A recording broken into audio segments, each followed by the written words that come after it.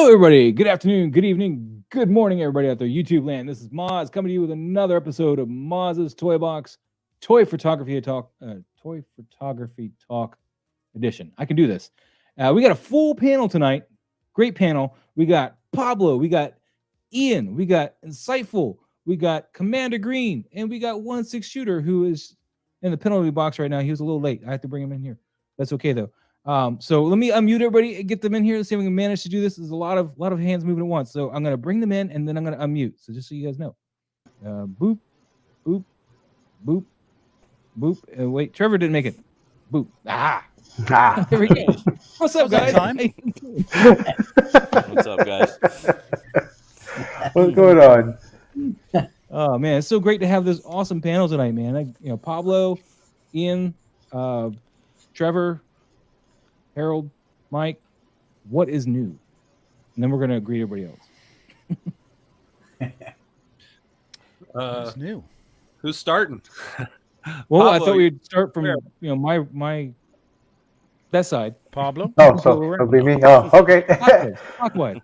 Well, nothing major, nothing new major. Just shooting.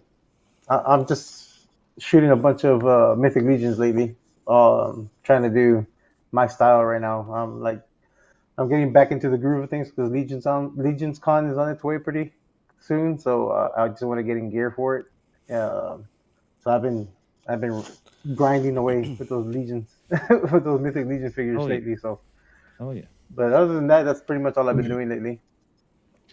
Ian, what is going with you? Thank you for being here. I know it's your first time here. I hope you're not too scared. I'm dreading it. No.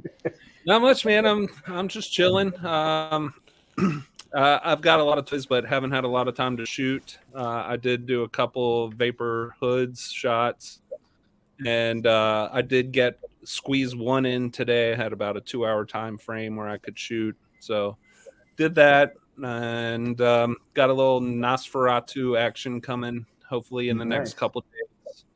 I gotta whip him out soon too. Say what?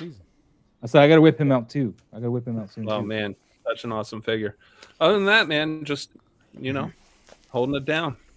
Hell yeah, Trevor, what do you got going on, man? I got your Legion Con coming up soon. You got your Legion show you're doing now every Monday right now, leading up to Legion Con. So yeah, we got people coming on, all the people who are going to be, or as many people as we can get before the show, and then we'll have the others after the show who are going to be there, the vendors and things like that.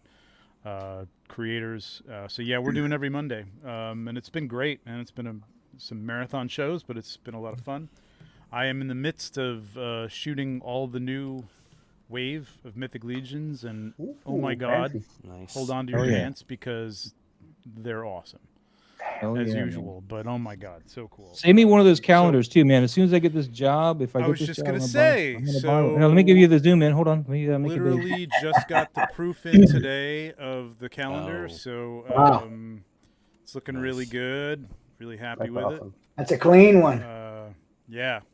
Nice. Yeah, you can write on it.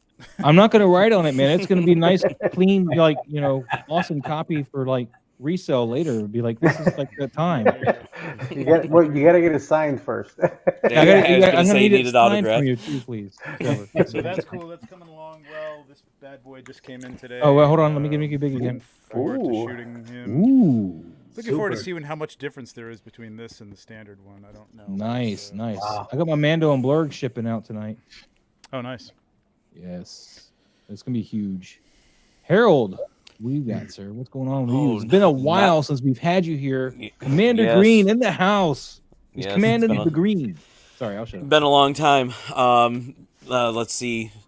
I'm going to say not really too much going on. I've pretty much just been reposting a lot of older photos because I haven't had time. Like even my Commander Cody photo, I did a tighter crop of the photo. I think even we talked about that in the past, and I kind of like the photo a little bit better. So I mean, it was like just little things like that. Looking back at some older things, some things that I haven't posted before, maybe different versions of photos.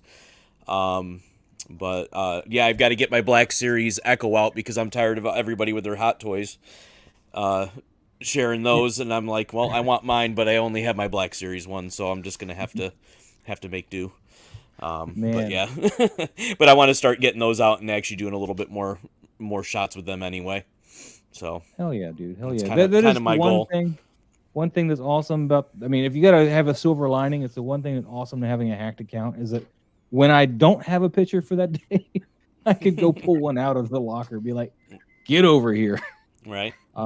That's like the one thing though. I mean, do that it's- anyway. It's very helpful. I know, Trevor.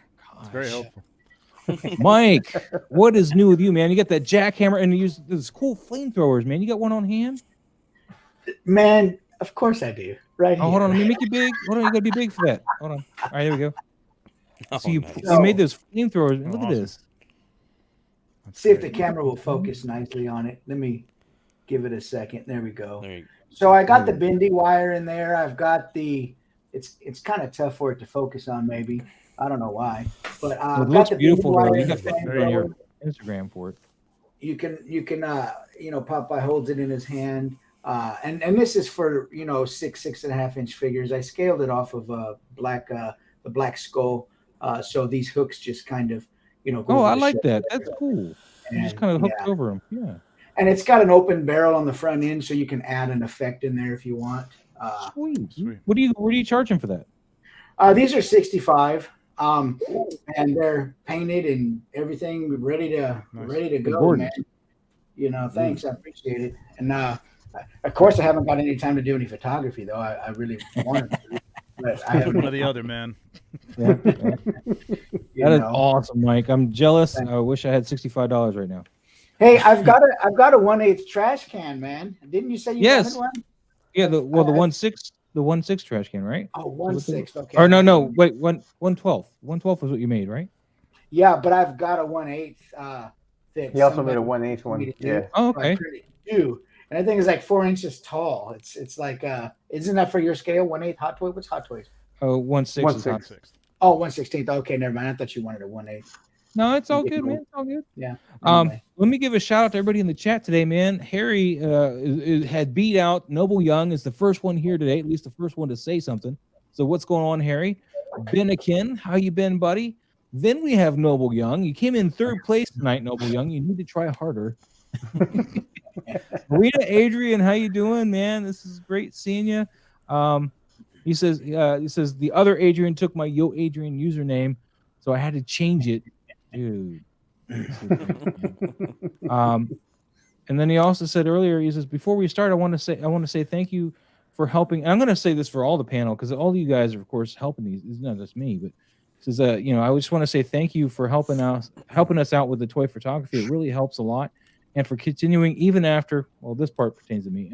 Even after your accounts got hacked, which I know is very hard for you. So, dude, that means a lot, man. And that's why we keep doing it. At least for me. I can't say why you guys keep doing it, but that's why I keep doing it. I feel the information needs to be out there in a more digestible format where somebody can actually look at your work and help point you in the directions of what you need to do to fix it. Because you can watch videos all day of Bob or whoever shooting something, but I know when I'm trying to learn something, if I can put it in what pertains to what I'm trying to do, that I feel helps me learn a little better. But that's just me. Yeah. Let's see. His See last if there's comment's anybody else. gold too, by the way. But I'm sorry, one more time, Harold. I said Arena 8 or Adrian, his last comment. You'll get to it, but it's pretty good. But anyway, No. go ahead. Was this one here? No, it'll be No. it's a little bit further down. Oh, a little further. All right, I'm way past See it. it down there. I'm gonna skip and go to Aging Classic here. Sweet, hype to catch one of these live, dude. Hell yeah. S Beam in the house. What's going on, SB? S Beam. I'm just scrolling down. Just wanted to make sure I get everybody here. Rins Tolentino, how you doing, man? He did this awesome. Who was it, man? God, I saw the picture. Was it? Man, who was that picture you just posted? Now I'm gonna go look, man. It's gonna kill me. Rins just posted a picture, and I was like, hell yeah, that's awesome. Of course, it's being slow. Oh yeah, the X23, man. Hell yeah, dude. I love X23. Let's see. Anybody else new? Blue Tattoo. How you doing? which one are you talking about, Harold? Though I don't It's that see. The it's one right right before before. blue tattoos. Yeah, right The before. right this one, right above it. Yeah. that one. Oh no, no. But to be fair, I've got some in the front and the side. How do you know I don't have hair? R3 boys, evening all. Glad I could catch it live. Guys, let me know in the comments below or during the stream if this time slot is going to work better for you. I had a job interview today, as I was telling a lot of the guys behind backstage. I had a job interview today, so my show times might have to change entirely, and just in general. But the job interview was at 3. But if you've been in Atlanta, you can't depend on being able to get home from that job interview by 6, because you don't know how long the interview is going to be, and B, traffic in Georgia is just. I'm just going to say that there's Because what would normally be a 15-minute drive at a certain time of day could be an hour and a half. So it was a 30-minute drive there with no used to that. traffic because I'm going against the grain. No people trying to head home from work or whatever. But on the way home, it could have been anything. So instead of going, I gotta get home, I was like, Yeah. let's move the show back and start later. So, all right. Yes. Just assuming. Okay, I'm caught up in everything. Yes. Okay. Rock on. Where do we want to Hey, start? R3. What? R3? Yeah. I just saying hi to R3. Yeah. Where do you guys want to start tonight? Is there any particular picture we want to start with tonight? Or Let's let's go start straight with into you, the tag stuff? Let's start with your Hellraiser. Oh, you want to start with Hellraiser? This guy right here. All right, let me close this. I'm gonna move that. Move, and then I promise I was ready, and then I wasn't. So this guy right here, man, this is the Mezco 12-inch pinhead. He's not really got any articulation at all except for the arms.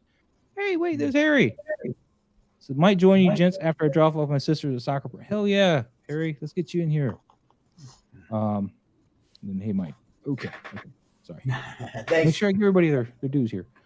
So this one here, this wall behind him is actually a piece of poster board that I meticulously took time and cut these slots into it. And then, I was watching the movie again because I watched the new movie and I was like, I gotta wash this side of my brain because it wasn't bad, but it wasn't. It wasn't good. It wasn't. I wouldn't even say it wasn't good. I was just I missed the original after watching it. I was like, Right. Yeah. Understandable. So when I was watching it, I was like, whoa, there's a whole bunch of like drywall, whatever, like mixed in with those breaks. So I was like, how am I going to do that? And I was like, I'm going to do construction paper. And then I realized light's going to go right through that. So I ripped apart a cereal box and just kind of, plastered that in little areas there to give it it didn't really look organically done though. I think to me, it looks like I pasted cereal box parts on there, but that's partly because I did it. What are the slats think it looks behind the cereal box? I'll grab it. Hold on. I moved it. Hold on. Hope it was Captain Crunch. Just saying. I'll instantly like the photo. Oops, all berries. Yeah, oh, yeah. There you go. Sorry. All right. So this is what I used for the wall. Hi, Luminara. How you doing? Wall was just. That's, Oh wow. Okay. So I just spent a lot of time with an X-Acto blade cutting these out of this black poster board. Gotcha. And I knew it was going to be bokeh out, so I wouldn't have to do a lot to the wall. And as you see in the picture, you can't really see all this. So, because I used pretty tight focus there, but got the job done. Yep. yeah. And then I bought some chain from Hobby Lobby. Mm-hmm. You can buy this chain here. This is it was half off, so it was $7 for a roll of this. And I've already this is after I've used some. Pretty good stuff. You find it in the jewelry department, like when you make jewelry and stuff. But I did a behind the scenes reel for this. If you guys want to watch that. Oh, nice. Let me. I have not done any of those lately. I need to start doing them again. Yeah. So here you got the. Oh, so behind that, I really wish I'd give that a little bit more time. But behind that, I had my big key light that I use when I'm streaming. Okay. Cool. Going through the wall on the backside. And they got a little bit of bounce here on this bottom part here. Right. And then I got this snoot pointing down at the box, but it lit up his hands really well, but it didn't really light up the box the way I wanted it to. So those are the brakes. Got blue light here bouncing off a bounce card on the right. Just kind of giving a little bit of ambience there. And then I just got a whole bunch of stuff hanging chains up, and of course my vape making the smoke effect. So very cool. Yeah, that's the behind the scenes on that. Is there any other questions on there? That's awesome, man. I've had an idea in my head for like weeks, and I need like window blinds to pull it off. I was thinking about cutting like straws, like plastic straws in half and running some string between it. Tell you what, I can send you all of this. This is stuff I cut out of that poster. No, I think I'm going to go the route you did. I mean, that seems Or like what you could also do is at Hobby Lobby, they sell a little pack of multiple size cuts of balsa wood. Yeah. And in those bags, there's some really long, really thin pieces. And so what you can do is get a foam board and just cut the window out and then just lay those across and you'll get that same effect. Mm-hmm. Yeah, but you got to be able to let light through it too. So you can't use foam board probably. You'd have to use something that's a little bit Well, yeah. You would have to you would have to put something on that so it doesn't shine through, but you can use that. That'll definitely work. You'll get that same effect right there. Yeah, that's it'd be probably a lot faster than doing what I did because that literally took hours. It does look like it. But I think the result came out really well. No, it came out cool, man. It's a great shot. I actually had to use a pin underneath his arm or under like a pin that I stuck into his hand on the bottom of his hand here, so the box would support because the hands wouldn't come together tight enough to hold the box like that. So there's like a little silver push pin that's going into his hand and it sticks out. It's like one of those really long ones you're using for meeting stuff at work, not like regular push pins with the long. Oh, nice. But yeah, I think I needed some more chains in here, but whatever. No, it's great, man. It's a good shot. And then one more. This one here, I'm not going to get too deep into this, but the way I got this angle is he's standing on a piece of plexiglass. Oh, cool. Okay. So, and then I needed to pull this shirt down because this is driving me nuts. This nub here, this is from his shirt punching up. But yeah. Anyway, I'm sorry. We'll go. Nice. We'll go ahead. We'll move ahead. Let me refresh that. Is there anyone that you guys want to talk about? Do you guys see real quick? We'll zero in on first. That one on the right there. That right now. Zombie one. Down. Yeah. Up there. That. This top right one. No, this is three down. Well, yeah, whatever. That one. Yeah. It looks interesting. I don't know what's going on there. I'm just trying to. This is Rippick Tan. He's got Saul Guerrero here. It looks like, cool. And what's up on the top there? What am I looking at? Oh, I think those are tassels. Tassels. Yeah, little tassels of some sort. Yeah, I'm not sure. Man, it's really cool. I don't know what the hell those are.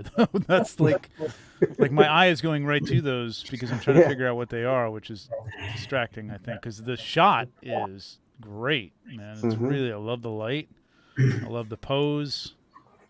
I just don't know what the hell those are. Maybe Riptych. I don't know if Riptych's in here. I don't think he's usually in here. The tassels are pulling a little bit of attention, in my opinion. Yeah, they are. It makes it look Let me, like let me floating there. tab over. Right. I don't know what that is. Like, was Let there me something tab over. I missed There we go. from like Rogue One or something? Probably from the end of like a cover on the couch or something like that. Or there they are. There. Yeah, No, they're but, there like, intentionally. what are they supposed to be, though? I'm not really sure what they're supposed to be. Is he in Andor? I haven't seen Andor, so I'm not sure. Is he in that show? No. Yeah, if no, he is, he no. hasn't shown up yet. Not yet. Okay. So Yeah, 'cause this I is don't Not to remember. spoil like anybody the else. Rogue, this looks like the Rogue One setting with the that room that he was in with Jin there, but like I don't Right. remember tassels hanging from the ceiling. But maybe I missed them. Yeah, the tassels, I think, is the one choice I would have probably changed a little bit because they are very distracting. I think I mean, you could technically use I think tassels, if they but I were think just that broken out a little bit. See, that's Yeah. great. You know, Like that third one is the one to go with right there. That This tells one you here? that tells the story, and Yep. I actually like that it's focused a little bit more on Saw than it is the troopers. Yep. I like Yeah. that Agreed. one a lot. Yeah, that's cool. Yeah, those are. Yeah.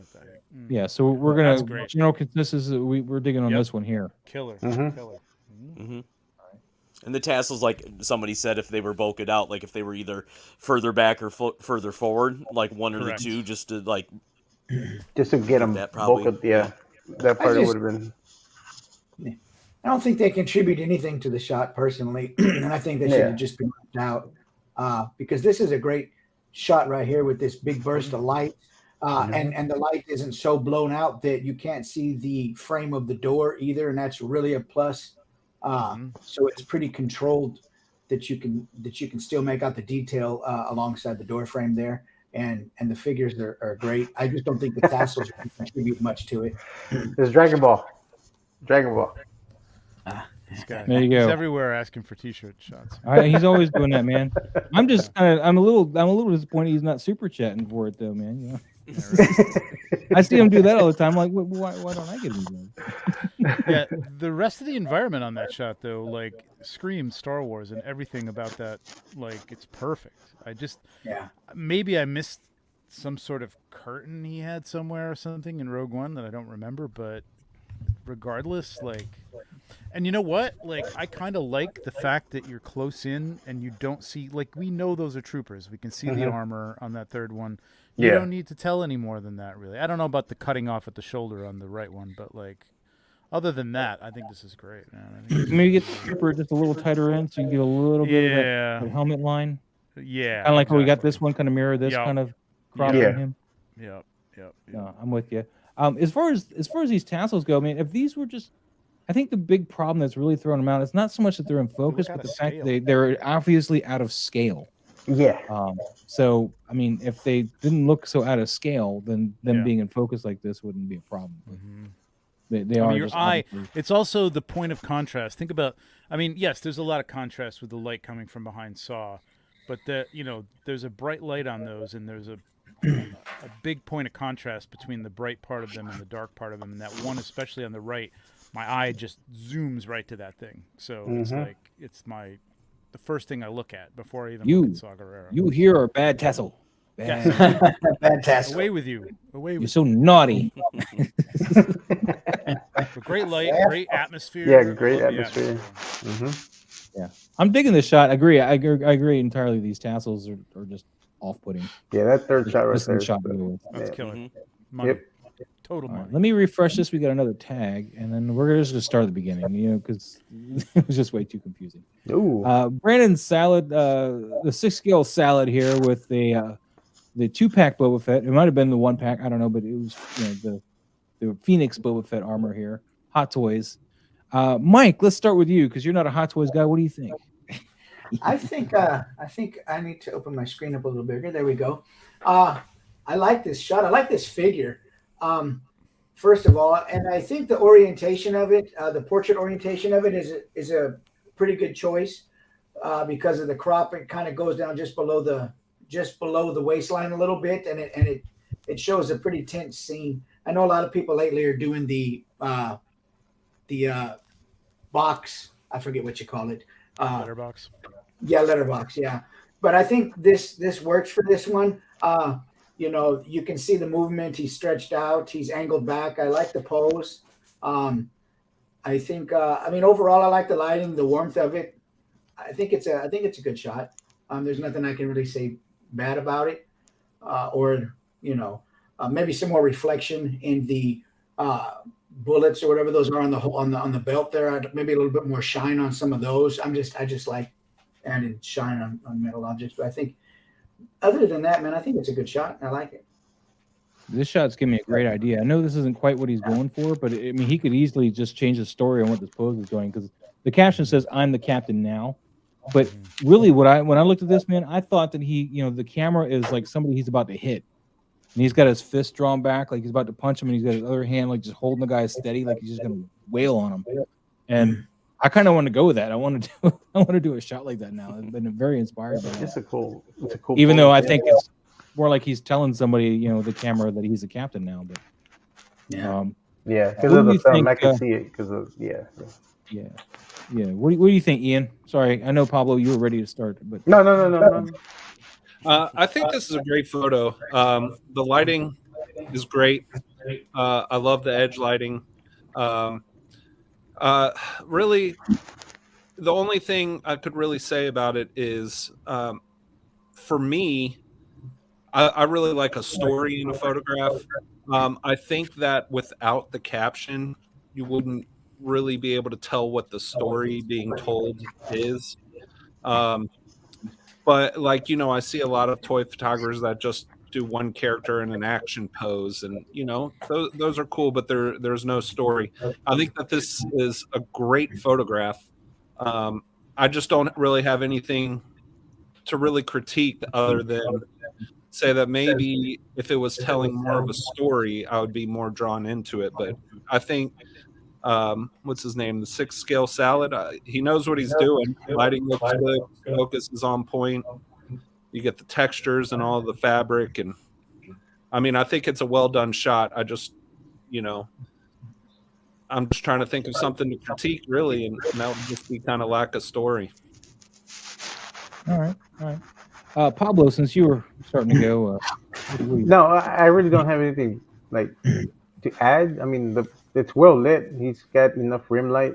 The pose, I like the pose, but Ian's right. Like, if it wasn't for the caption, there was no way of knowing that that's what he was doing. Because the first time I saw it, when you pulled it up, I thought he was dancing. Like, he's doing that dance. I guess he could That's be what doing that as well. So I'm that's gonna what do I the punch to the assumed. camera thing. But if it wasn't for the caption, I would have not known that him pointing at himself with the thumb is that I'm the captain now. The only thing, and the only reason is probably it's just a nitpick thing. It's a minor thing. It doesn't. And then the only reason I'm probably bringing it up because I noticed some nitpick things on some of my shots recently that I like. If like I just noticed it that I had either the wrist twisted the wrong way, but that one bullet is bothering me. When it's down more. Yeah. That's his lucky bullet, man. That's like when you buy a pack of cigarettes, you flip over that one cigarette, man. My eye went straight to that bullet. I was like, why is that bullet? But that's just a nitpick thing, and the only reason I noticed OCD, Pablo. I thought I was bad, Pablo. I thought I was bad. It was bugging me though. So you got to point it out first and get all the ire from it. But I probably would have too had you not done so. That's the only thing. But I mean, the shot's great. But that's the only thing that my eye went straight to. Is like, why is that round too? Like, it's not in line with the rest of his rounds. Like, this is Boba Fett. I mean, he's It's an awesome shot, though. It's a great shot. Yeah, I love the lighting on it. It's perfect. Eddie Rodriguez, how you doing today, man? Hey, Eddie. Welcome back. Hey, Haven't seen you in a minute. Eddie? Harold. Yes. What are your thoughts? I love the lighting. I love the tone of it. For the longest time, I used to go with just a cooler, bluish tone, darker tones and stuff like that. And I've started to use this a little bit more, even in some of my shots. But I love the way the light catches on the visor. And I think that even as far as a pose, even if the helmet was tilted down, looking down the arm line, maybe instead of with the head back like that. I mean, again, it's just maybe it's a moment caught in action, and that's why the particles and stuff are behind it and stuff like that too. So maybe that has something to do with that as far as the story part of it. But yeah, I mean, overall, it's super sharp, just nice tones, nice lighting, everything, and except for the bullet. So yeah. All right. That one bullet. That one bullet, man. So Trevor, what are your thoughts on when he went to go take this shot, or when Brandon went to go take this shot? What lens type? I mean, I know Brandon's here, maybe he can answer too, but what lens do you think he's shooting, and how far away do you think he is from this piece when he's shooting it? Well, the first thing I'd like to know is what dressing goes with the 6-scale salad. So if you can answer that. Ranch. It's always ranch. Is it ranch? Okay. I think maybe Caesar for Boba Fett. I don't know, but Caesar for Boba Fett. Yeah. For this, I'm thinking this is maybe a 40 millimeter. 35 millimeter, 40 millimeter. But I'd like to know. That'd be cool. I like it. I think this could have benefited from a little bit of a Dutch angle, and that hand being cut off, the left hand being cut off, kind of drives me nuts. Like, I want to see what's going on there. Maybe I'm missing something. Am I not seeing something that everybody else is seeing? But like, Unless he was going for I like he's think grabbing that the camera. he's trying to have like it's like a first person point of view, like he's grabbing the viewer. You know, it's tricky. It's kind a of tricky grabbing it the is viewer. tricky. I kind of would have liked to see like a flamethrower or something coming at the camera, coming out to the corner. So then you've got a nice angle from his fist, with the thumb pointing to himself down to the corner where maybe there was a flame, or maybe his hand grabbing, or maybe he actually had a stormtrooper in his, or something like that in his hand or something like that. Again, that goes back to story, like everybody's saying, like what is going on here. Without the caption, I wouldn't know the attitude of him, too much. But that cutting off the hand, it kind of bothers me a little bit. I think Brandon, the Dutch angle would have been nice, and then it could have brought that hand down to the corner. You would have a nice angle to this. But. Okay. Brandon was asking you a question. Dude, He's a hell yeah. Good choice. The lighting is great. I love the lighting. First, I was looking at it as being a little blown out on that side, but it looks good. I mean, that's a good. You can read everything there, so it's fine. Yeah, the lighting's really good. The particles, I mean, they add some interest. I'm not sure what's going on there, but it's fine. I do that sometimes just to add a little Dutch something. angle. But Okay. Dutch angle. I was going to show him an example of a Dutch angle real quick. This here was a Dutch angle. That's Dutch angle. There you go. So just kind of taking the camera, giving it like that tilt. Another one. This one's a little less, but I like to tilt to that side because for some reason my camera tripod works best that way. If I tilt to the right, it doesn't like it. It doesn't give me a good tilt at all. See, I always Dutch angle. I tilt to the right. here. You tilt to the right? Yeah. Oh, I need to learn how to tilt to the right then. Oh wait, that's not what I meant to do. Where'd it go? Getting a little too personal, but yeah. I know, right? But anyway, Dutch angle is when you tilt the camera slightly to one side or the other, and you kind of it's used a lot to just kind of emphasize the character more. It works really great for action scenes and stuff. Yeah, it really intensifies that moment. Yeah, I mean, composition-wise on that one, you've got a hand going through. You've got a hand up here that you've got to kind of got attention to because he's pointing at himself. That's important to the story. And then if you brought that down through his face to that other hand, and then it just kind of disappears like off into nowhere. So if you had the hand in the corner and that thumb in the upper corner, like just tilt it. You know what I'm saying? And having that hand in there, I think, would have been a little bit more. I was going to point out that this Dutch angle here was specifically so I can get the blade into the picture. Mm-hmm. Because the blade was getting cut off, and I wanted the tip of that blade in there. But this, I knew that's where the flare was going to be, so I needed that all to work. And then Pinhead just screamed, "I needed to be more than not just enough standing flare. straight up and down." Not enough flare. How many pieces of flare? That's a movie. It's an Office Space reference. Yeah, how many That's pieces an of Office enough Space, flare? yeah, man? where she There had you the go. buttons on her- You want me to have head. 37 pieces of flare? All right. You want me to wear more? Why didn't you say wear more? That was a good movie. Love that movie, man. But anyway, this is a great shot. Was there anybody we missed here? Mike, did you get to say anything on this one? I started off, but one thing I would add is I know what everybody else said. The Dutch angle would benefit, and I think there's a little too much black space under the helmet. Now that I look at it, I think there's a lot of black space there that doesn't have any information in it. Well, there's not a lot of information on that figure there. It's a peg. Well, maybe the Dutch angle, or bring the head down, turn it down a little bit more in line with the hand, just something to minimize that amount of space under there. There's probably nothing there, but a little bit different, slight adjustment in the head could have. I don't know. I just wanted to say something. Yeah. That's all. I just want to bring up, this isn't Khaled's fault by any means, but I have the Boba Fett repaint, and his elbow does the same thing, like it's round. That round. I hate Yeah. that elbow joint. That But you know what helps that is the hose here. That lets you live with that round because I'm seeing the Is hose. that the I know hose that's- right there? Yeah, that's the Oh, hose. Yeah, wait a it's the minute, hose. Yeah. Oh, that's the hose. Well, I will say that my Boba Fett repaint, the elbow is round, and I've only tried doing one shot with it, and I had to crop it to get it out because it was bothering me so much. Mm. And I wonder if this shot was taken further back, but he scaled it up maybe in post, and that's why the hand is cut off. And I just wonder if he was taken with a wider angle lens and then he scaled it up. That could be nice too, Brandon. If you, I'd asked earlier if you could tell us like how close were you when you shot that, that'd be great. And what lens were you? Yeah, the what lens. This is Salvage Cargo. It's a pretty straightforward shot of like their statue here, McFarlane Toys, Dracula looks like. Yeah, Bram Stoker's Dracula. Yep. Yeah. So Harold, well, why don't we start with you, sir? Yeah, no, I like that. Again, just like a shot of the product, or would just be a really solid product shot. But the lighting on that looks really good. Again, just I like that tone, that warmer color. It looks, even as far as I'm kind of zooming in on Instagram too. I mean, from what I can see, it looks like it's pretty sharp. And in focus, and it's lit pretty well, except for maybe the camera left, the one I guess bat wing.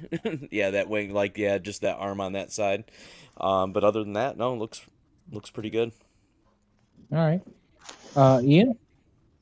You got any thoughts? I am not a big fan of the composition here. I think that it was shot too wide. I think the background, like I can tell that that's, I can tell that it's wood, and I lose the sense of scale. I lose the illusion of scale because of it. So maybe if the figure was brought a little more forward and it was a little blurrier, and you still get the sense that you have a wooden background, but you can't see the wood grain, because I think that's really what's throwing me off, is the fact, Or the scale of the wood. Yeah, that you can see the wood grain and you can see all the imperfections in the wood, which breaks the illusion of scale for me, which is huge in toy photography if you're trying to make it look real. And then I just don't think that the whole figure is necessary in this shot. I think the drama is in his face, and with his knees kind of pointed to the left and his face pointing to the right. Like I feel like if he had just cropped in at chest and up, there would have been a lot more drama in this. And I've been guilty of like having something really cool in my shot and I want to get it in there, but it's important to remember that it's not always necessary. So I don't know if he wanted that box with the wings or the cloak or whatever that's draped over it, but it's a cool looking accessory, but I don't think that it was necessary for the shot. It's not adding to the story. It's not adding to the drama. I would have just cropped in, and then I would have moved that figure closer to the camera, or just made more separation between the figure and the background, to try and keep that sense of the illusion of scale alive, because I think that it's broken with that wooden background. The other thing is, I think the lighting is a little bit flat, even though you see that the shadow on his, well, sorry, my camera's reversed, but you see that shadow on the left side of his face. Yeah, you see some shadows, and that's great, but I would just like, for the majority of the shot, the lighting is just flat and even, which also pulls away from the drama of the shot, So, No, I get you. I think just maybe a little more dramatic difference between shadow and light, and then separation from the background to the figure itself. And I think that would have done a lot. And then a crop. Okay. I probably would have cropped at his, just below the T of his chest hair or whatever that is. I think that would have sold it a lot better. Can I jump off that? Sorry. Can I jump off that, Buzz? Sure. I was to, just like- gonna. Okay, go Yeah. ahead. No, we're good. Go ahead. Yeah, no, I mean I agree. If you're trying to do like a cool shot, making this look like, but somebody said, I don't know if it was Pablo. I'm sorry, but like it looks like a product shot, and it's the start of a good product shot. It's still like if you have the ability to Photoshop, I would have taken the separation out between those two boards, and it actually would have had a nice kind of background. Yeah, I would have made it a little shallower, bokeh that out a little bit, and it would be really cool. If you're going for a dramatic shot of this figure to make it look like something, and obviously, well, I mean, not obviously, I guess that's a prop, sort of. Definitely would have cropped it tighter on the left and right. And yeah, I would have cropped it real tight. Like, again, don't be enamored, like Ian was saying, with your background, which this isn't like a diorama. I see people with dioramas like, I got to show the whole diorama. No, you don't. Don't show the whole diorama. Close in on it tighter would have been a more dramatic shot of the figure.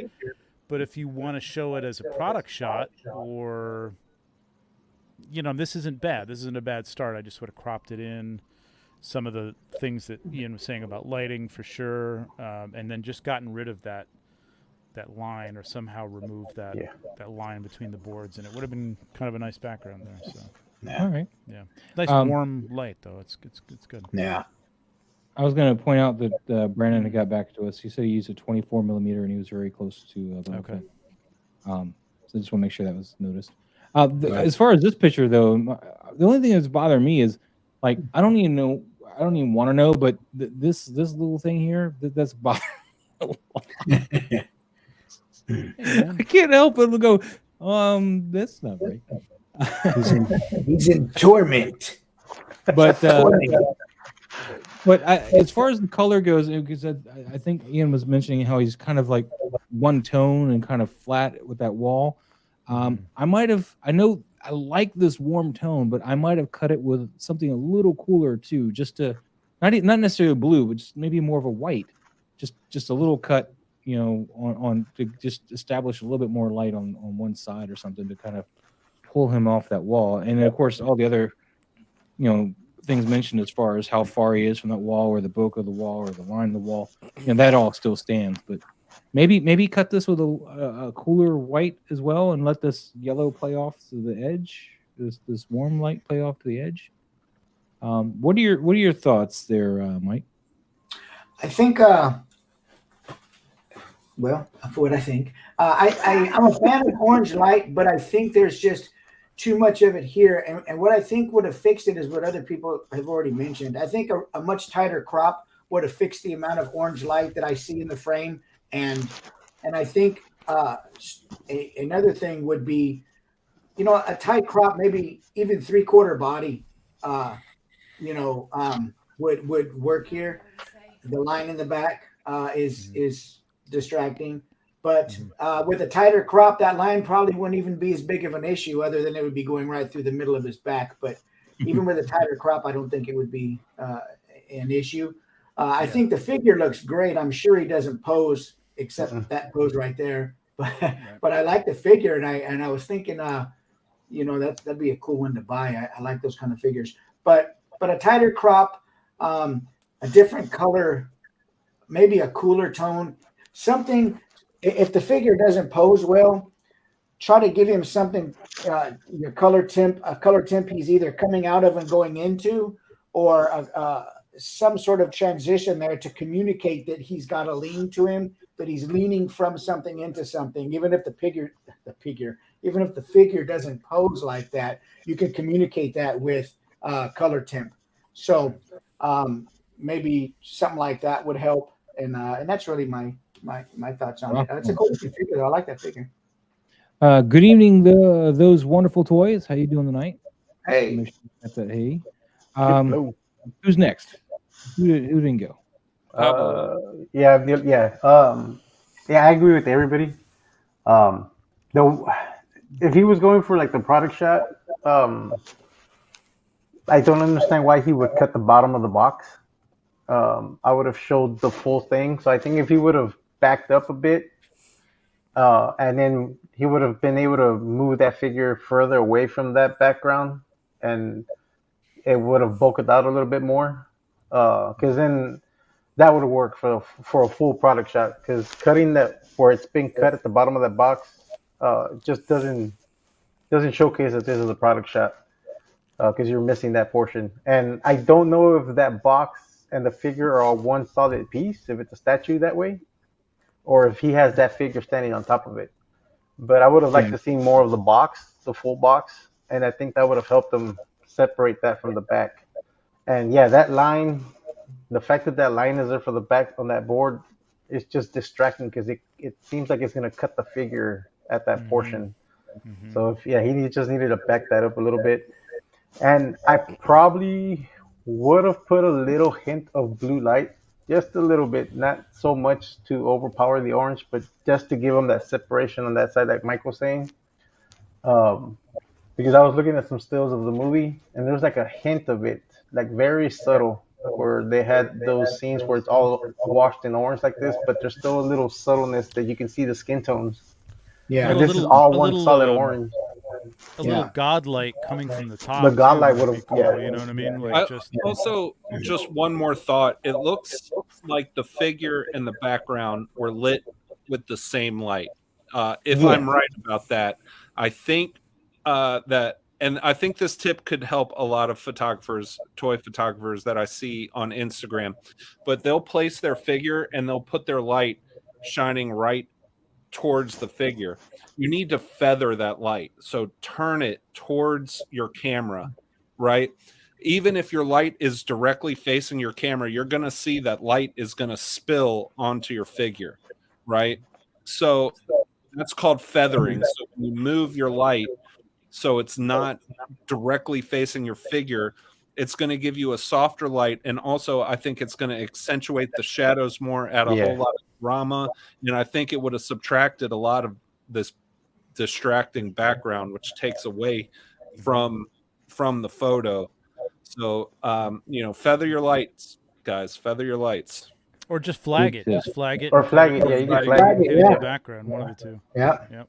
Yeah. Either way, and you're the right. other thing that kind of separation from the background for sure. Yeah. Yeah, and the other thing that kind of bothers, I mean, I guess it's not so much of a bother. I just don't like that his eye is the same color as everything. Too, I think if you would have about all that orange, it's just if you would have brightened that light, the eye a bit more, I think that would have helped it a little bit. But yeah, he needed to flag it or have his lights at a 45-degree angle coming from above. It's just. Yeah, I mean, the shot's great. I mean, but yeah, I would have shown, if he was going for a product shot, I would have shown that bottom box a bit more, and I would have separated it further from that back. And then just added maybe another hint of light, and then maybe use some bounce cards to bounce the light in different, just to light it up a little differently. Because, yeah, it does look like it's just one light source. Like it's one light source illuminating the figure and the background. Yeah. But overall, I mean, the shot's great. I mean, it's a cool shot, and there's a lot of potential in it. You know what I wonder? I wonder one last thing, if it wasn't so much the color temp of the light, but color cast off of the wood behind him that gave it so much orange. That too, yeah. It's very possible it could have either. Yeah. Yeah. So I think that played a part in all the orange as well, and just not enough highlight. But yeah. I like that. I mean, I see what he was going for, because a lot of the scenes in that movie, like I pulled up some of the stills, and there's a lot of this color tone in that film. So. Yeah, it is. Yep. Yeah, it is. We'll give a shout out real quick to Star Crash 1138. Thank you for coming in. Appreciate it. And then my one more bit of comment on this figure is, I would have gone a whole different angle with this shot entirely. I would have brought the camera. See where my mouse is? I would have brought the camera pointing down more like this and going down the length of his body and getting, I think that would have worked out better. You would have eliminated this line. You would have gotten the key elements of the figure, and probably even, depending on how you angle it, you could have gotten all the way down. It, as long as you got that depth of field right, it would actually look, I think, really good with that one light source that you're using. I think it would have played out really well. Yeah. Like, now I kind of want to watch this movie after this. I know. It's been a long time. I need to buy the 4K movie. It's a great movie. I remember when it came out, I had the big picture disc. Oh man, yeah. Laser disc? And it looks so cool. The laser disc, yeah. We put the big laser disc in, man, and we just watched that thing, man. Here's Savage Cargo again. Let me give this one a like here. This time he's got a werewolf, and I'm digging this. Pablo, what do you think is missing? I kind of there's something missing, obviously. What do you think? I think he needs a little bit more rim light, but I think the light is a little too hot on his arms and his hand. I like the light better on the tone on his face than it is on his hand because it looks a little hot on my screen for some reason. Um, but yeah, I think he would have benefited from a bounce card to bring in some light on the other side, just a little bit, just to bring in some of the details. And I don't know about the black negative space. I mean, I think I would have added something there too. Yeah. Well, this is the same photographer as the last one, and I think he's still using one light. I think that's something else we got to keep in mind. Yeah, I use think one light. It's bouncing light. Bouncing You light, learn to use bounce cards because you can do one light photography, man. It's some great stuff with one light photography. Yeah, I've done one light and then used a bunch of white foam card or poster card. Use And anything that's white, really, or even tinfoil, Gray depending on how or much you want. You know, Yeah. just- gold or blue or whatever you want. Yeah. yeah, whatever you want to do to bounce it around the house. I'm sorry I cut you off, Pablo. Just no, that's fine. Other than that, I mean, I like the pose, but I think he's in that pose regardless. I mean, but the angle he shot it at was pretty good. Portland, yeah. The backdrop, the stuff that he used is pretty cool. But yeah, that black empty space is just kind of distracting. I think if he just added something there, like a tree or something. Well, with think the it light would've he's been- got, he could have done some vapor. Like if he's a vape True. guy, like He something that would have filled in that with something. He just needs to Some crop atmosphere. this. Yeah, if he that's not gonna cropped help it, yeah. We'll crop it because then he's going to have a nice rule of thirds. Yes. That eye will be about on that 1/3 On that, mark. It's almost perfectly like it's a nice ratio. So it just crop that black space out, not entirely, but leave a little bit. Just a little bit, yeah. And Agreed. yeah, exactly what you said. Like you need some detail on that right side. So just a bounce card, and you can tint a bounce card with some cellophane, like blue cellophane too. It doesn't have to be white. So if you want like it to give that moonlight feel, you That can get moonlight feel, yeah. Yeah. So, Yep. Agreed. but it is hot. That light is hot. You Yeah. tone that down a little bit. Mike, you like your horror stuff. What do you think, sir? Well, a couple things. I mean, one of the hard things about shooting this kind of figure is that it really shows it's really plasticky, and you really have to modify the light to take that, to really knock that effect down. And what they say, a bounce card, do a reverse bounce where you shine the light into the white card and let it bounce back onto the scene. That would have feathered it up, softened it. Yeah, kind of a Which reverse. is what I did on that Hellraiser one. I did just this week too. Yeah. just so you guys- And that does a couple things. It softens the light, but it also makes a small light source into a much bigger light source and a softer one. So I think that would help cut down a lot of the hotness here if you had just a single light, a little vapor or some atmosphere.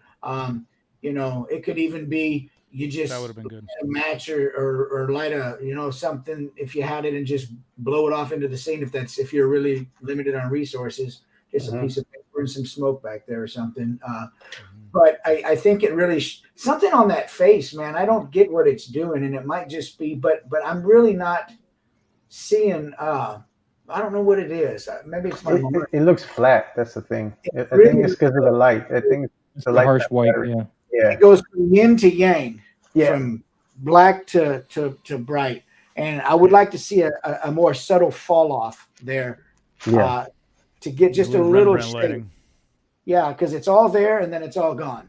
But Bring it But just these over a figures are little tough. They reflect a lot of light, man. And you just really gotta, even like everybody said, with a single light source, try turning the light into the white card and bouncing the light back on the scene with that, and you'll tone some of that down. Yeah, they definitely would have softened that up right there. Yeah. What's up, Casper's the behind Corner? the How you scenes? doing today? How you doing? Going on. Ian, what are your thoughts on this today, sir? I think that I agree with everything everyone has said so far about lighting. I think because once again we're using one light source, and it's lighting the figure and the background and that foliage. The fact that that foliage is so saturated green and the rest of the picture is kind of less vibrant, my eye goes immediately to the foliage before anything else. One thing guys always ask, like people message me how they can get better and stuff. Let me just tell you, if you're not using Lightroom or Photoshop, guys, it's only $10. You probably spend more on beer than that in a month. Just go ahead and sign up. Just get that Adobe Creative Cloud. You can, even if you don't want to dive down that Photoshop route just yet, you can just with one slider just pull that saturation on the greens down, and Yeah, you can split green I into think good. that would have helped a lot. It's just one slider, and that would have brought your eye to the figure where you want your eye to be. My other critique would be that there's no detail in the shadows at all. It's I don't know if it's clipped or if it's there's just no there's no detail in the shadows, so you lost your detail there, which you don't want to do. You want to make sure all the information is in your picture when you're taking it, and that everything is editable. But once again, I think that this, even if you didn't have a bounce card, I think this could have been solved by feathering your light, just turning it a little bit, and it would have cut down on just that neon green, and it would have softened the light on the arms, and I think you could have. I think it would have been a lot. I think your eye would have gone to the figure, and the lighting would have worked in your favor a lot better if this light was just feathered just a little bit. But Salvaged Cargo, man, feel free to hit me up anytime. I always appreciate all your support. You're always looking out and sharing my work and liking my work. I appreciate you. And if you ever have any questions about how to make anything better, hit me up, DM me. I do want to really quick for like if I understand some people don't want to spend the money on getting Adobe. If you guys don't follow Sir Dork, I highly recommend you follow Sir Dork. He just posted a video recently this week talking about free software. And there's a software called GIMP. It's similar to Photoshop, very similar to Photoshop. It's got pretty much everything that Photoshop has with some minor differences, but it's absolutely free. And you guys can get that and do your editing on there. And I mean, get familiar with it if you want to. If you want something free and don't not have to spend the money on Adobe, that's one route of doing it. Yeah, But, GIMP is an open source software. It was originally designed for Linux, Unix. So yeah, it's so Sir Dork, did a really video on it. powerful. A really good, helpful video on it. So I recommend checking them out and checking that software out. I just want to give a shout out real quick to Bruley Vargas, man. Better late than never, man. Thanks for coming in. Bruley? Appreciate it. Bruley? Yeah. Commander Green, you have anything to add to this, or being last? He's muted. Why are you muted? I didn't mute you. So- Did I? No, What? No. that was me. That was me. No. What's up, Redeemer? No, there's not much I can really add to that everybody else hasn't said already. I would say even something simple like in the PixArt editing software that I use, you could turn down the highlights and soften that light up a little bit. Just as far as something in post that if you didn't change that light. But again, bounce cards, getting a little bit more light from camera or the figure's right-hand side, and lightening up those shadows a little bit, and some atmosphere in the background to catch some light and give it some rim light. Real quick, R3 was, and I wasn't aware of this. Maybe it's because he's got the Adobe Suite or what, but he says that Lightroom for the phone or the mobile version is free. Anybody? I know it's free if you have. Didn't know, yeah. I know it's free if you have to. I just upgraded my phone, and when I went to test out the macro capabilities of the new phone or whatever, I went to import a photo into Lightroom, and it was like, hey, enter your login. So I had to log in to use Lightroom. Lightroom Mobile. I don't know if you can create it and get it for free, or if it. I don't know, but It's something to look into, though. I mean, so yeah, definitely, because the mobile app's pretty powerful. I use it all the time, really, just to get my pictures off my computer to my phone to post to Instagram, because they still haven't gotten their webpage to make posts well. So let's give a shout out real quick. Let's see. Bruley said they had their hands full with the kid. Now time to relax and enjoy the show. That's awesome. Excuse me. Man makes. I finally made the move and bought a fog machine and some light cubes to up the ante. Hell Nice. yeah!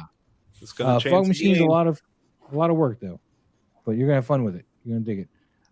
Was there Make a anybody show else box. who needs to go on this guy here? I'm not sure if Trevor went already. Yeah, He was muted. Yeah, he was at the beginning of it, I think. Oh, okay. Oh yeah, he was. Yeah, Yeah, he yeah. was. You're right. You're right. Pablo. One thing I love about Pablo is all you have to see is the thumbnail, and you know it's his work. Yeah. Like you Oh, know, no, hold on. Here we go. Mr. Lee. Oh, wait, it's Pablo. I love you, Pablo. I just had to make that joke. I can just be scrolling through and I just see the thumbnail and I know it's you, man. Thanks. Which is a good thing. I mean, it means you have a. No, that means I have. Yeah, that means I have my own niche, my own style. So which is good. Well, I you mean, and it takes Mr. a while Lee, to create yeah. it. So. Yeah. R3 I've been Toys having says fun with Lightroom these. Mobile is free, by the way. So I'm not going to argue if they say so. Cool. then that's awesome. What do you got here today, Pablo? What's new on here, man? I've been like I said at the beginning, I've been on the Mythic Legions kick. So especially with Legions coming up, so I've been shooting all my Mythic Legions in this style. I still have quite a bit to go. So my goal is to do all these product shot type photos. So this is the last one I did today, and I'm probably gonna do some more after the show. So you're trying to steal Trevor's job, is what you're saying? No, I would love to work with Trevor. Because you know he shoots them, right? Yes, no, I would never step on his toes, and I would love to work with him at Four Horsemen. But no, I don't want to take his job. No.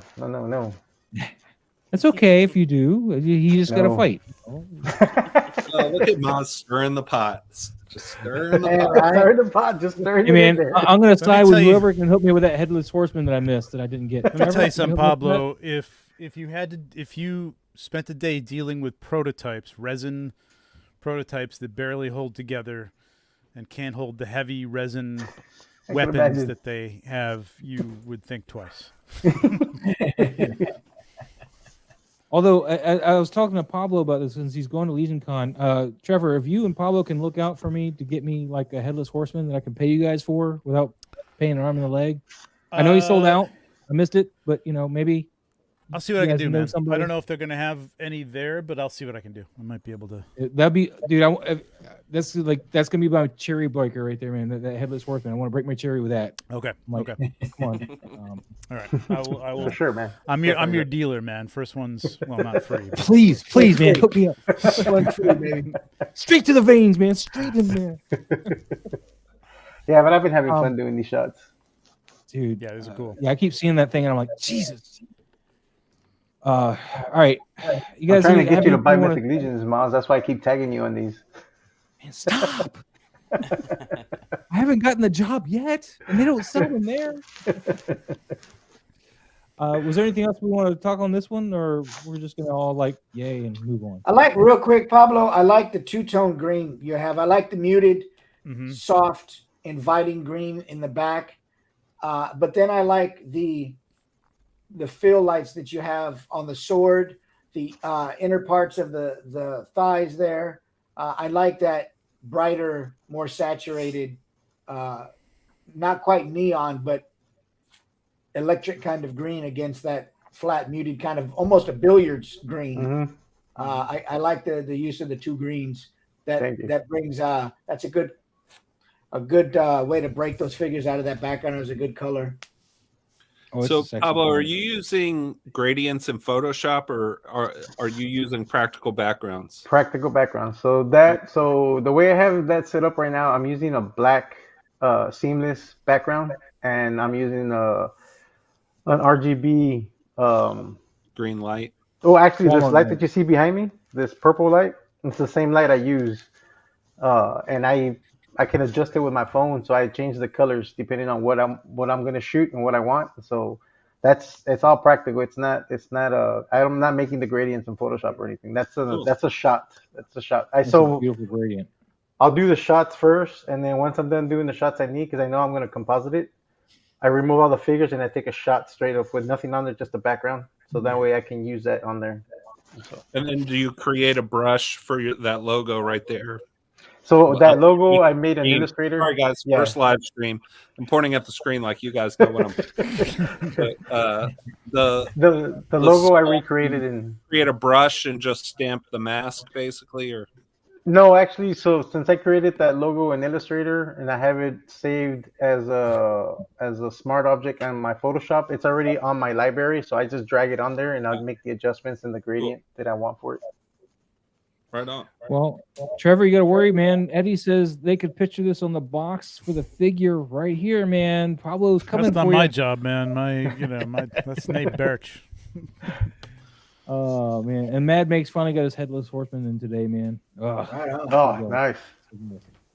all right. Any other questions on this one, or would you guys like to move on? No, you guys can move on. There's plenty of. Yeah. I tagged a bunch That's of you. I have a bunch of them. Yeah, let's get on to Pop and Son Collectors, because I saw this. They tagged me earlier today, and I saw this. And I was like, "This is really awesome."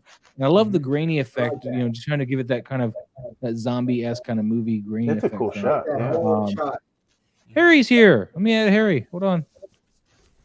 Harry. What's going Dude, on? we got a How's it full going, house, gentlemen? man. How's it going? Where's How's it Bob going? Saget? Where are the Olsen twins? We got everybody else. Sorry, yeah, I'm in California right now, so I don't have my camera with me. So you're gonna have to bear with the shitty quality. Ah, you lost You're it all at the good. InArt event, didn't you? Yeah. Oh man. Since you just got here, why don't you start, Harry? What are your Oh, thoughts? okay. Yeah, like you were mentioning, I think the grain actually worked really well in this kind of shot right here.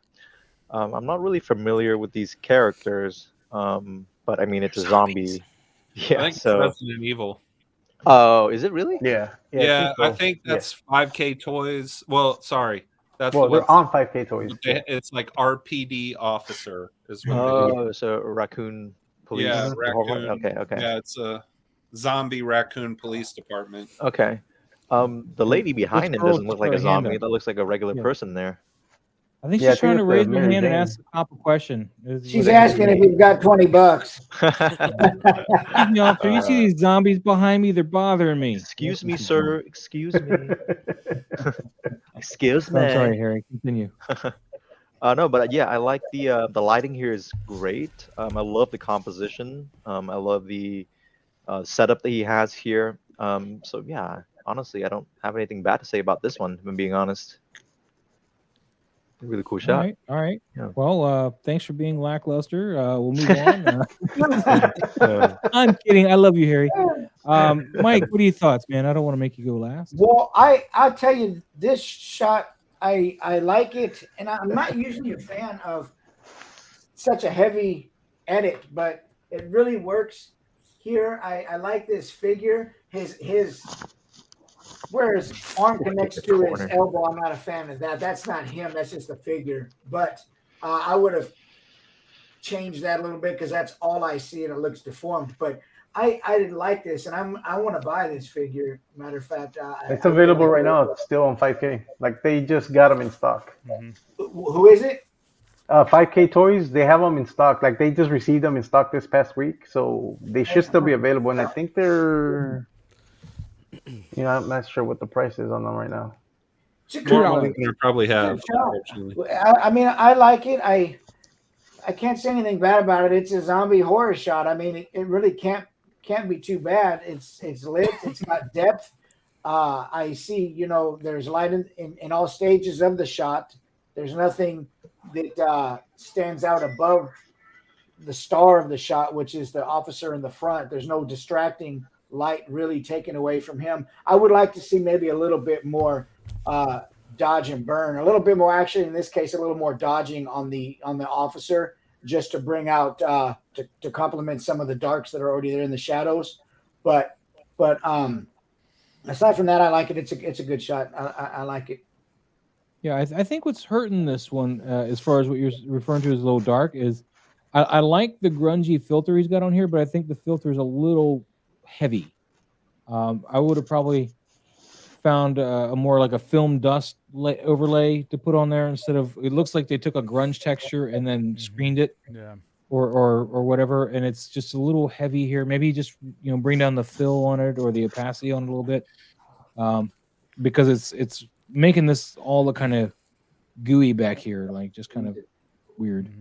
Ian, you got any thoughts there, sir? Uh, Oh, well, there we go. Got the filter. I actually like. Whoa. Actually. Oh, he's got a few different filters. Whoa. Yeah. It had fun. I think when they were playing with the filter gallery in Photoshop. Yeah. For sure. Yeah. Now that I see the other ones, go back to the right. The second I one. The like second the one might first be the one best, actually. still. That second one, God, Yeah, that dang one. it, I like that. God, Yeah. I Yeah, think that's good. that the light from the fire pops, and you can see the fire, the glow of the fire on the figures better in the second one. However, I still like the first shot better. No, I like what they're going for with this effect. I just feel that it's a bit muddy, a little too muddy. I mean, Yeah, I definitely like I the see where grain. you're It's a Resident coming from. Evil style. But if you go to the Resident Evil, especially that first one, you get all. I mean, I like this first shot. I don't like. If I had to nitpick, I think this is a great shot, and I'm just searching for something to nitpick here, but it looks like there is a gradient coming from the upper camera left corner down. So the tip of the fire barrel, like when you darken things in Photoshop, it also darkens the color a little bit, so you can see at the top tip of the fire barrel there that the fire has gotten kind of a almost towards the red spectrum in orange. I don't really have anything bad to say about this picture. I like it. Like I said, it tells a story. I'm a sucker for that. Obviously, this hooker broke this zombie's heart, and really sad about it. This is kind of overlay there. Oh, I'm sorry. Go ahead. All good, all good. I like the shot. I think I can't see who did it. Pops and Collectors. I think you did a great Pop job. and Sun Collectors. Yeah. Yeah. I like the little fog down at the bottom. I'm cool with the shot. I like it. Yeah, I would Yeah, have gone instead of what they're overlaying with there, something more like this, more like a film dust thing. Maybe Yeah. this might not be the exact one, but something like this instead of. It kind of looks What like the the- Yeah, cutscenes film from the grain. first Resident Evil game. I don't know if you guys. Yeah, that's ever what played it. Yeah, that. that's what it looks for. Yeah. That's You what it know, reminds me of. Yeah. it's kind of lo-fi, and it Mhm. Paying homage to the yeah. classic games. I think it's. I like that one. I can't go back now. I like that. I can't go back now. This is the way that I would shoot this. Oh, and by the way, the caption says, "Officer, help me, help me, help me." So yeah, she's trying to stop the officer. Doesn't Yeah, know he's yeah. a zombie. Yeah, Very I nonchalant like Read these about things. Look at the badge. Officer. Look at Yeah, the rivets on the belt. Yeah, officer, It's- help. Yeah, it's The all lighting on his lit up. shoulder there, like great job. Yeah, I like this one a lot, and I think what I would like to do, maybe just take this one, save it, and then try to put that overlay on it, or one of the other ones that I have in that bundle, the film dust instead of what he was using. I think I gotta and just- see who this. I want to buy that figure. Pop and Sun Collectors. That's I what need to follow them too, because I. Harry, man, or not Harry. I'm sorry, Harold. Yeah, no, I like this one. I like the composition on it, and just the way, again, just the lighting throughout the whole photo. And I do like that noise on that first one too. I think there's a lot of photos that they kind of make sense on, and I think that one, I think it does on that one. It was like one of my older black and white photos that I had done a long time. It made it look like a war movie, like just an older photo. Like a vintage. Yeah. Yeah. So I mean, this one kind of just gives it, like you guys were saying, that from like a game, that kind of stylized or whatever you want to say. So, but just overall, it's lit pretty well from pretty much from front to back. And I guess I agree. Like with that fire, you lose that, like the tip of the fire there, it darkens it a little bit. like in that one with that filter on Yeah, it. you need to punch that fire out more if Like you're in gonna that, yeah, that looks better gonna in that use it. second one. So, but yeah, I mean, overall, it looks really good.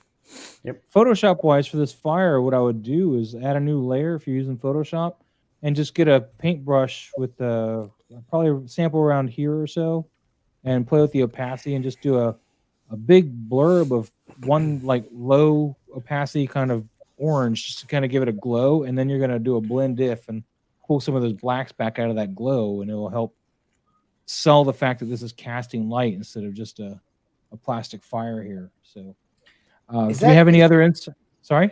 Is it just me or does the zombie in the back look like Saul Goodman? The zombie in the back is part of the Dawn of the Dead Mezco 2 set. I mean, he looks like Saul from Better Call Saul. Yeah. No.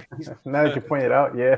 I don't know. So we If got anything anybody else knows constructed? anything about filters too, it's me, because I'm like I always would overuse them. And so this one is like a nice touch. I mean, you can see the other ones are just other like ones that almost make them look like a painting or whatever. But at this, like I said, that one with the noise on it, I think it looks good and makes sense for the photo. Yeah, Yeah, one and thing then- that I think is really important that some people don't do is the forethought.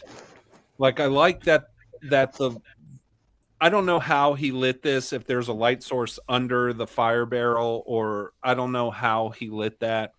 But I appreciate that you get the glow from the fire barrel on every character. You see it affecting every character.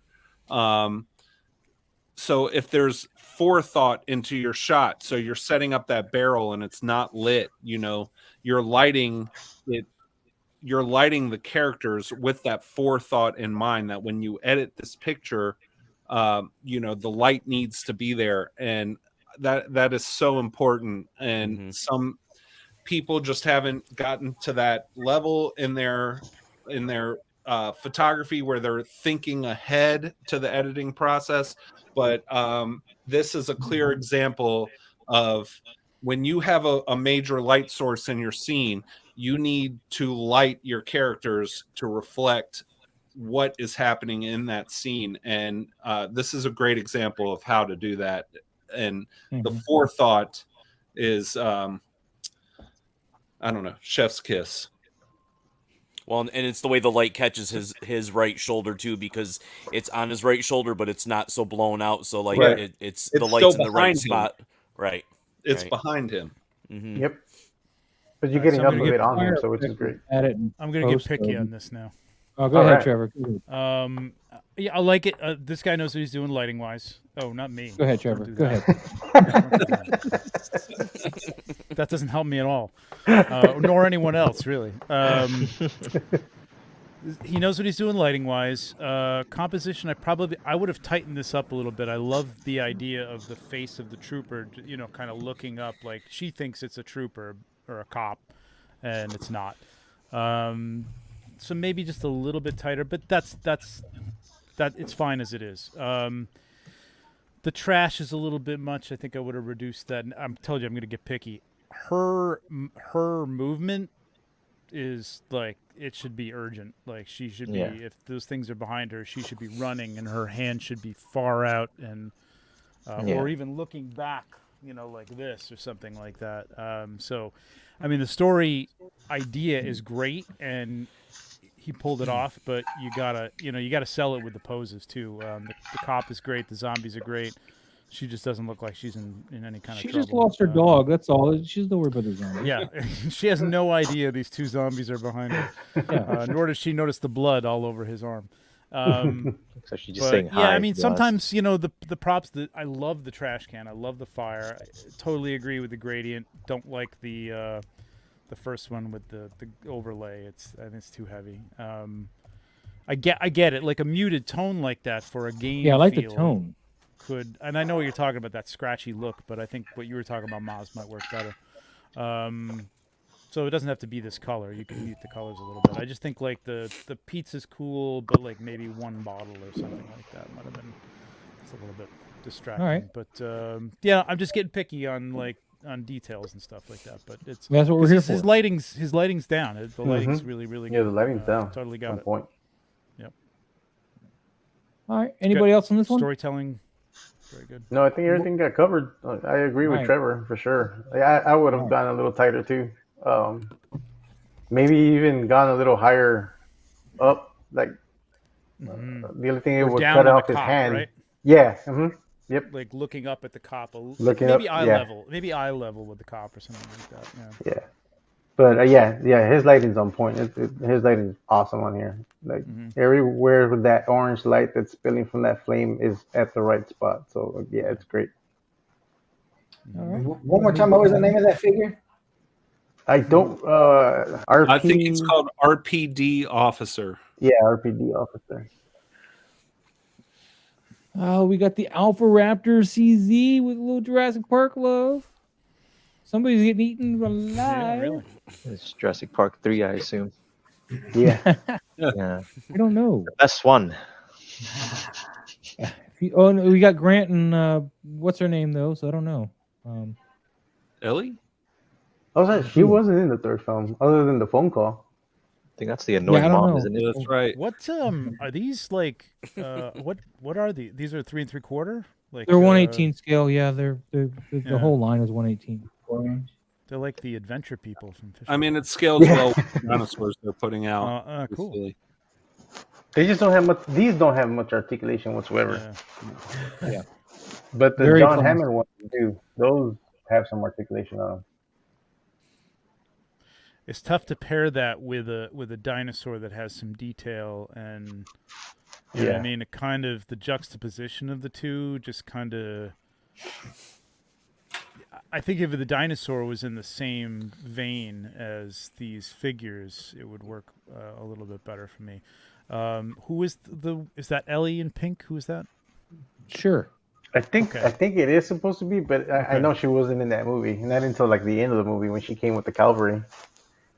Yeah, there's not much you can do with like these the articulation on these things, but I love when people attempt to do this kind of stuff. Yeah, These, like real, it's fun. Like it could be really fun, but it's tough to pull off like a realistic environment without it being like, you know, either weird or cute. You know, like and cute is good with these things. I would have just moved her a little closer and tightened up the shot. There's a lot of space in between the dinosaur holding, and maybe move Dr. What the hell's his name? Grant. Dr. Yeah, Grant off a little bit, you know, like just the frame should be around the dinosaur with the person, whoever that is, in its mouth, I think. But Okay. and use the other figures to frame that part of the shot. But If you take good for you for trying these figures, man. These figures are tough to shoot. If you take these two out, I think the shot with the dinosaur is actually pretty good. I like the focal ranges on that. But these plastic of these figures are irking the bejesus out of me. Yeah, but that's the nature. Well, they're not hot toys. Yeah. I know they're not hot toys. I'm well aware of that, but I'm with Trevor on that. You know, the texture and everything what this guy's got, and then these are all smooth plastic. Well, what I'm getting at is if the dinosaur was of the same sort of playset and it had a shiny toyetic but he doesn't feel, it would work a little better and look a It's little Mattel's fault, more really. fun. You know what I mean? So Yeah. I don't think Well, that dinosaur is part of this line. I don't think. I mean, these might as well be Weebles at this It point. is. I mean, I'm just saying. Is it really? It is? Yeah. Oh, Yeah. wow. Huh. Yeah, it's you'll find all these right together at Target. Oh wow. Yeah, and these figures are really small. They're Yeah. really small. Yeah. I don't think they're 118 scale. They're smaller than 118 scale. Oh really? I mean, Are they they? come in a tiny package. Yeah. Mm. Yeah, I probably would have shot I would have probably gone at a different angle. I think I would have been, if that is Ellie, I would have probably been more in front of her, looking towards the dinosaur at a lower angle, Yep. and put her probably in the done the foreground. Dutch.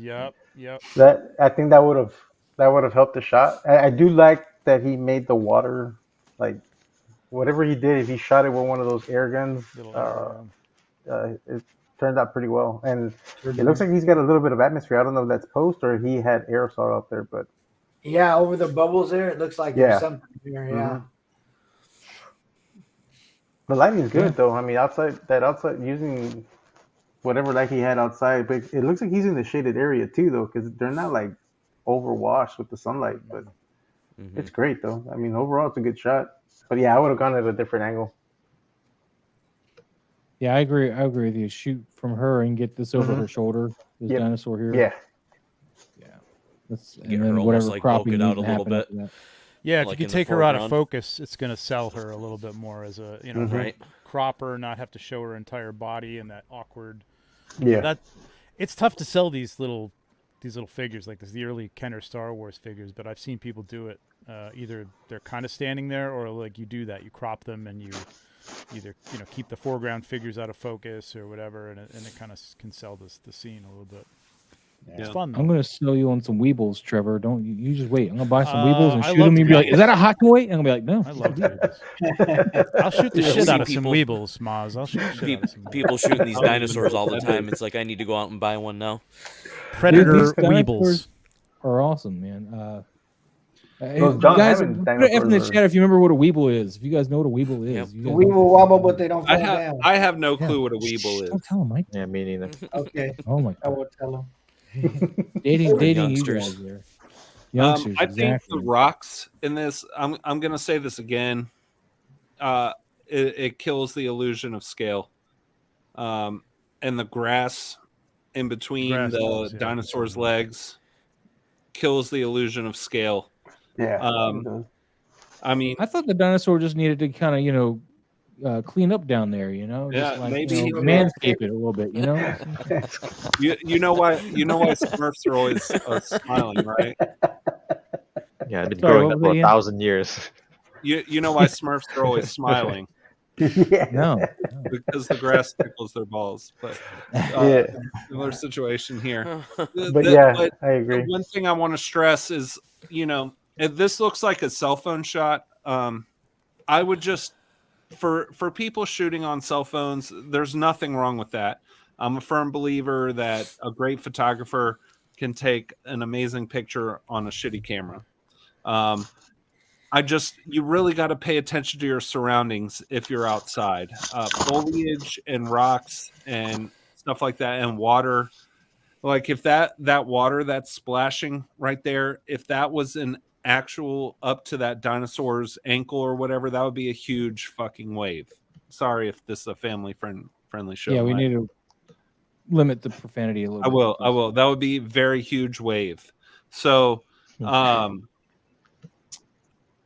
the sense of scale, I think, is really important in toy photography. And once again, I think I think you guys are right. Moving the angle to where Ellie is running towards the camera, Mhm. I think would have sold the story a little better. And just the rocks, the grass, and the splashing is what destroys the illusion of scale for me. So I think if you're doing outdoor shots, you really, really got to pay attention to what you're shooting in, and think, hey, is this in scale with what I'm shooting? Is this proportional? Because otherwise, it's just going to take you out of the shot. Outdoor shots for me are really tough. I respect anyone who can really pull it off. I think it's really tough. I like to control my lighting, but if you can pull it off, I think it's very skilled thing to do. But one thing I would urge someone beginning in photography is to really pay attention to your surroundings and what you're shooting your figures against and what's around your figures, because the sense of scale can break the illusion in a heartbeat. I agree. Harry, any thoughts on this, sir?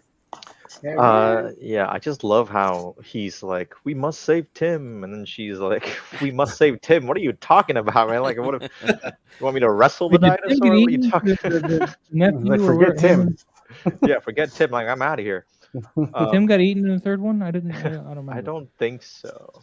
Yeah, Okay. No, I think so. but yeah, he's dead This here. is Like, what if. there's nothing you can do about this. Yeah, this is a in what this if case. scenario. Yeah.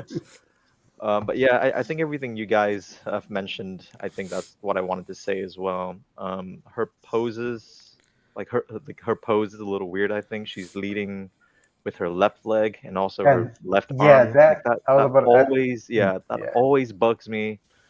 So I think punching Yeah. in do a closer shot, like over Hey, the when shoulder. you're getting chased by a dinosaur, you'll run any way you can, man. That's true. You do.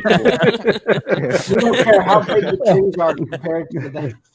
No, yeah, Yeah, I meant to guys, point just that out. do a what mental you got to note. do. Yeah, when you get chased Yeah. by a dinosaur, physics just don't work anymore. Yeah. Yeah, no. Just a mental note for those posing your Uh. figures. Of course, your lead leg, your lead arm is going to be the Yep. opposite of your lead Opposite, leg. So yeah.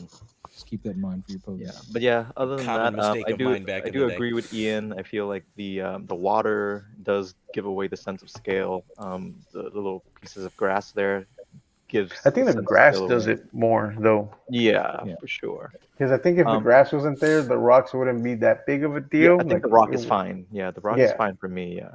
But But it's the yeah, like grass. all of that could have been fixed if you just punch in closer, have the dinosaur be, more camera centered. That will be, more dramatic as well. So You know, it think looks that like it's Hell yeah. focused on the lead figure, whether it's Ellie or whatever.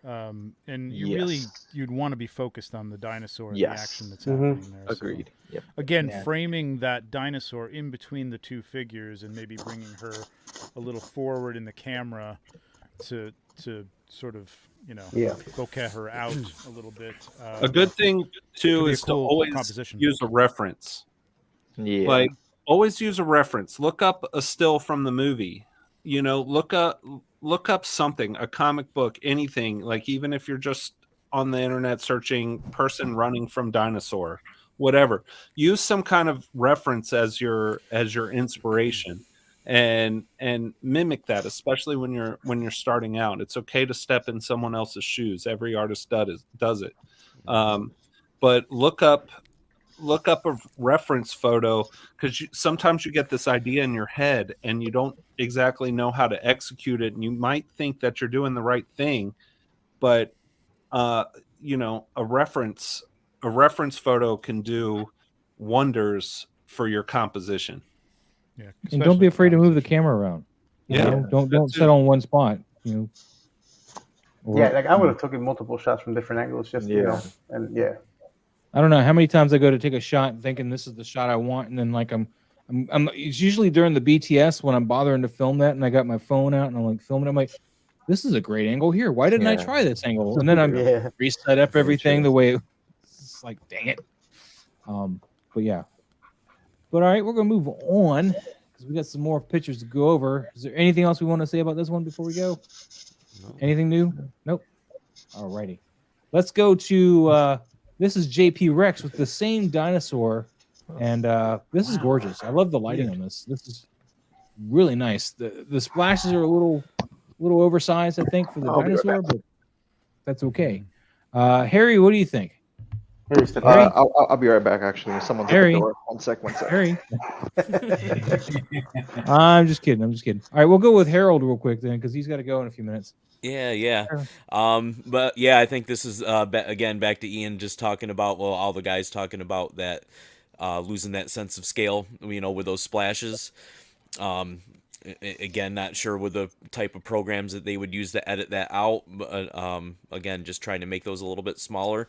And I'm actually, let me just look on my phone just to see that a little bit better. I mean, overall, it's like the photo itself looks really sharp, and in focus, the lighting, it looks well lit pretty much all the way around it. So, yeah, overall it's good. And again, you're not losing that with other characters and losing that, the size and scale of that dinosaur. I mean, maybe somebody's shooting mortars at it. I don't know the story, but I would imagine you were going to go for like this, it's creating the wake from running up the shore or whatever. So if I were going to recreate that, I wouldn't use one of those air guns. I'd probably get like a long hose and blow into the hose, put it under the water and blow into the hose and put that right near its feet. Canned air. Or, well, that's going to be harder to get without making bigger splashes. The reason I want the hose is kind of keep it more of a ripple, like it was coming from the legs. But because the splash light kind of to the right, camera left, I mean that part actually looks pretty good there. It's just really that one to the right, Yeah, this it's one that looks big one. Yeah. That one's too big. Darkwing Collection saying hello to you real quick. Late to the stream. Well, the stream started late. At work at the moment. We'll watch all later tonight. Awesome. Rock on, man. Thanks for coming in. And that kind of stuff can work if it's like, again, like this reminds me of like there's a whole world of Lego photographers who do like stuff where there'd be like, I don't know, a diver or something coming out of the water. And if it's cute and it's kind of funny, like the taking you out of the scale can kind of work for that. But again, because this kind of looks more like it's trying to be a realistic dinosaur, yeah, you really need to keep things in scale if you want it to look. I think you're going for a scary look here, and it just kind of looks tiny, like a toy. You know what I mean? I'd say the dinosaur itself looks good. It's just the Oh, the yeah, it water looks splash good. you're making just pulls you out of that realism that you've tried to It looks like a achieve. toy. Yeah, Yeah. exactly. Whereas And if maybe it looked spraying like a some toy, like water on it too. yeah. Whereas if it looked like a cute toy, like a cute Lego dinosaur or something like that, this could work, and it could be kind of just cute. Yeah. I know what you're saying. It's almost like breaking the fourth wall in a movie Yeah. or something. You know, like if that's what you're going for, then it Yeah. worked. But if Mhm. you're not going for that, then it just breaks the illusion. Right. All right. Well, Harry, now that you're back, I think I heard everything you guys said, and I do agree with everything. Okay. Like Trevor was saying, that if it's intentionally cute, then yeah, it'll definitely work. But it does look like he's going for more for like a more serious tone here, and that scale does give it away immediately. And yeah, he just Unless looks the like a tiny meteors are little guy. falling. Unless, yes, even then, I feel like it would be a lot Could be crazier. the beginning than of the that. end. The beginning of the end. Yep. Yeah. well, then you'd probably want some more behind it or something, just further in that depth to kind of give the impression. Yeah, that and there would be a than few more, I than- think, rather than Yeah, just in the one background. meteor. Yeah. Yeah. Who else? Yeah, the lighting is great Yeah. though. I like the lighting on it. So. Pablo. I really don't have anything else to add to what Okay. everybody already said. But I do like the lighting on it, and I like how sharp the eye is, and the dinosaur itself is pretty sharp. So I mean, Mm-hmm. that The dinosaur it's looks great great. though. The focus is great. Yeah, the focus is great. It's a great shot. But yeah, the water just throws off the scale. And, Too and big I of a love the splash. matte look of the whole scene. You know, Yeah. just, everything looks nice and crisp. It looks beautiful. It's just that scale of the water is just weird Mm-hmm. for what you're doing here. All right. Anything new on this one, or should we move on? We'll move on, I think. All right, moving on. We have Pablo. Pablo. All right, Pablo, we're gonna do this. This is beautiful, and move on. I am TJ Williams. Here we go, TJ. man. This is the new one. Canon This- R5. I wish I had an love- R5. I love the 50 pose here. millimeter. Yeah. 1/4. The pose is 5.6 awesome. ISO 125. Full Trevor, you- confession. Yeah. This is my younger brother. Oh, really? Yeah. Cool. That's awesome. He's got a nice gotten camera. into- I'm just saying. He's Just gotten saying. into it recently, so Okay, that's awesome. He's fairly new, but he's my family has like an artistic streak in them, so he's picked up on it pretty quick. Yeah, I saw this today. I didn't really have a chance to look at it for too long, but I did. I liked it, and I mean, great concept, hilarious concept with the trap. I don't know where he got that trap. That's pretty. That's cool. a cool trap. Yeah, I was Know about to where he ask got you. the Where you prop. The landscape looks good. I would say that the background, you either need a little more focus or you need something in between that surface and the background to make that transition back to that, because it looks like as if it stops. It's just a lot more muted than the foreground. It's Well, like it the stops black right at front the light. end of whatever that surface is, and then goes boom into out of focus background. So you just need needs like a tree prop or a rock prop or something like that, just to break that that barrier between the digital background and this, and maybe a little bit more contrast in that background too. But I do like it. The light. Gotta say, man, you nailed the light. The light is great. He's matching the background. He's been watching my videos. So yeah, that all works. Just need that transition. That's a key to a lot of this stuff. Is that transition between the digital background is tough because you got to have something. All right, I'm gonna go with Harold next because his time is short right now. He's gonna be taking off in a minute. So. What do you think? and that makes me, just think of that one. I think it was the Iron Man photo that Harry did with the diorama piece on like the base, and having that piece like behind it that helps it blend into the screen. from the foreground, like back to that too. So, yeah, I definitely can see that. But I mean, overall, like the lighting is really good, and again, just the concept is like amazing. Yeah, I the freaking concept's love that. Hell yeah, hell yeah. Yeah, the only thing is that bothered me with the background is it seems more of a matte than Yeah, this. the highlight should be a lot harsher. I feel. Let me. Yeah. Can Yeah, I more tell you contrast in the background a little bit. how to fix that? And you said this is your brother Trevor. So and he's new, so he might not know how to do this. But since he's got a very experienced brother, I'm sure his brother could teach him how to do it. But if you Or you can just watch convert, my videos. yeah, there you go. You I gotta ain't help got time that for you. Just algorithm. watch videos. You convert your whole image to black and white, right? And then Yes. use levels to Oh, match yeah, the match. your matte. Basically, it becomes a lot more apparent when your matte isn't matching between your background and your foreground. So, you know, Mhm. that would be that would be some good advice to give your brother. Yep. To Oh. show him how to match like that. Yeah, I think what I'm looking at, and I can almost guarantee he's doing this, is he's got that light coming over on Akbar, and I can see the bleed from that light, the reflection from that light over on the right side of the image that's taking the contrast out of the background, because this is not that. No, up a little bit more. Yeah, up in the trees there. Yeah. I think you got to flag that light and just have it directed right at Akbar and not reflect off the screen, because that's going to kill your back. Yeah, maybe in that tree where you were pointing to too. I don't know, Maz. Maybe at the bottom of that tree is a light reflected too. That actually might be a daylight source here, because I've seen this. It might like, be in the weed or whatever lit up. picture. So. It might be in the picture, yeah. But that would probably help bring the contrast up on that a little bit too. gonna And tag yes, it- post, you could do it post as well. Yeah. All right, I'm going to tag into Mike because he's got to go soon. So get him You sorted. know, one thing I like about this, I'll tell you, well, there's a couple things, but he shot the figure off center of frame, and I like that. Mhm. That give the figure room to move in there and pose and still have more room in the frame, and I liked that. I appreciate putting him right in the middle to make him feel more constrained in this shot. So anyway, I like that he did that. It's a fun pose. Anytime you step in a trap, whether it's a bear trap or a trap house or trap shop, whatever, it's going to be bad. So It's a trap. I think it's a funny, quirky pose, and I he's just got got the joke. yeah. Sorry.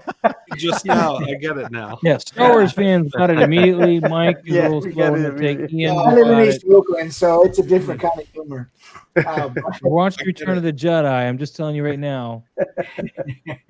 But I think it's a fun, quirky kind of picture, and I think the pose is good, and I get a sense of story here, and the figure's off center, and I like that, So yeah, good job. Oh yeah. All right. Has he got a BTS there? I didn't even look. Today. This is I a good didn't see question. the There is BTS. another tab here. What does that do? Oh yeah. Oh yeah, look at that. Yeah, look at Yeah, that. see, Yeah, that's he what it needed is. a flag. If he flagged, he needed a flag. there is a back. reflection So- up there. Yeah. Tom, get some. It's not cinefoil. I call it cinefoil, but it's black foil. Watch my videos. But you could wrap it. You could wrap it right around that and shape it, and it won't hit the screen, because that's what's causing that little light bleed there, and that's what's killing the contrast. Because there's a lot of contrast in that background. It would look really nice. There's a lot more contrast. when But you that see light is killing the contrast. I knew that was probably what it was. But he's using flags. So, yeah, that's what he's doing.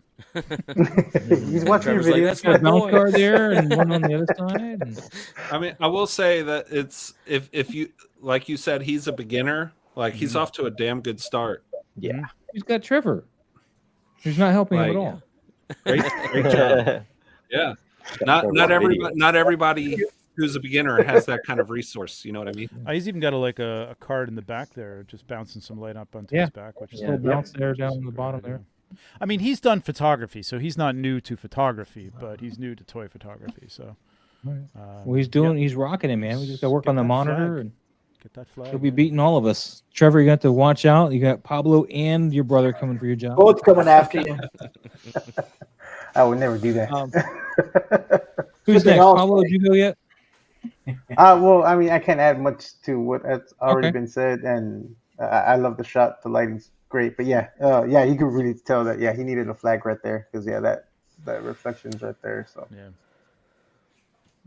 All right. love the content. Well, Harold and Mike, you guys got to take off. Do you want to add anything before you go? We'll start with Harold because he told me first.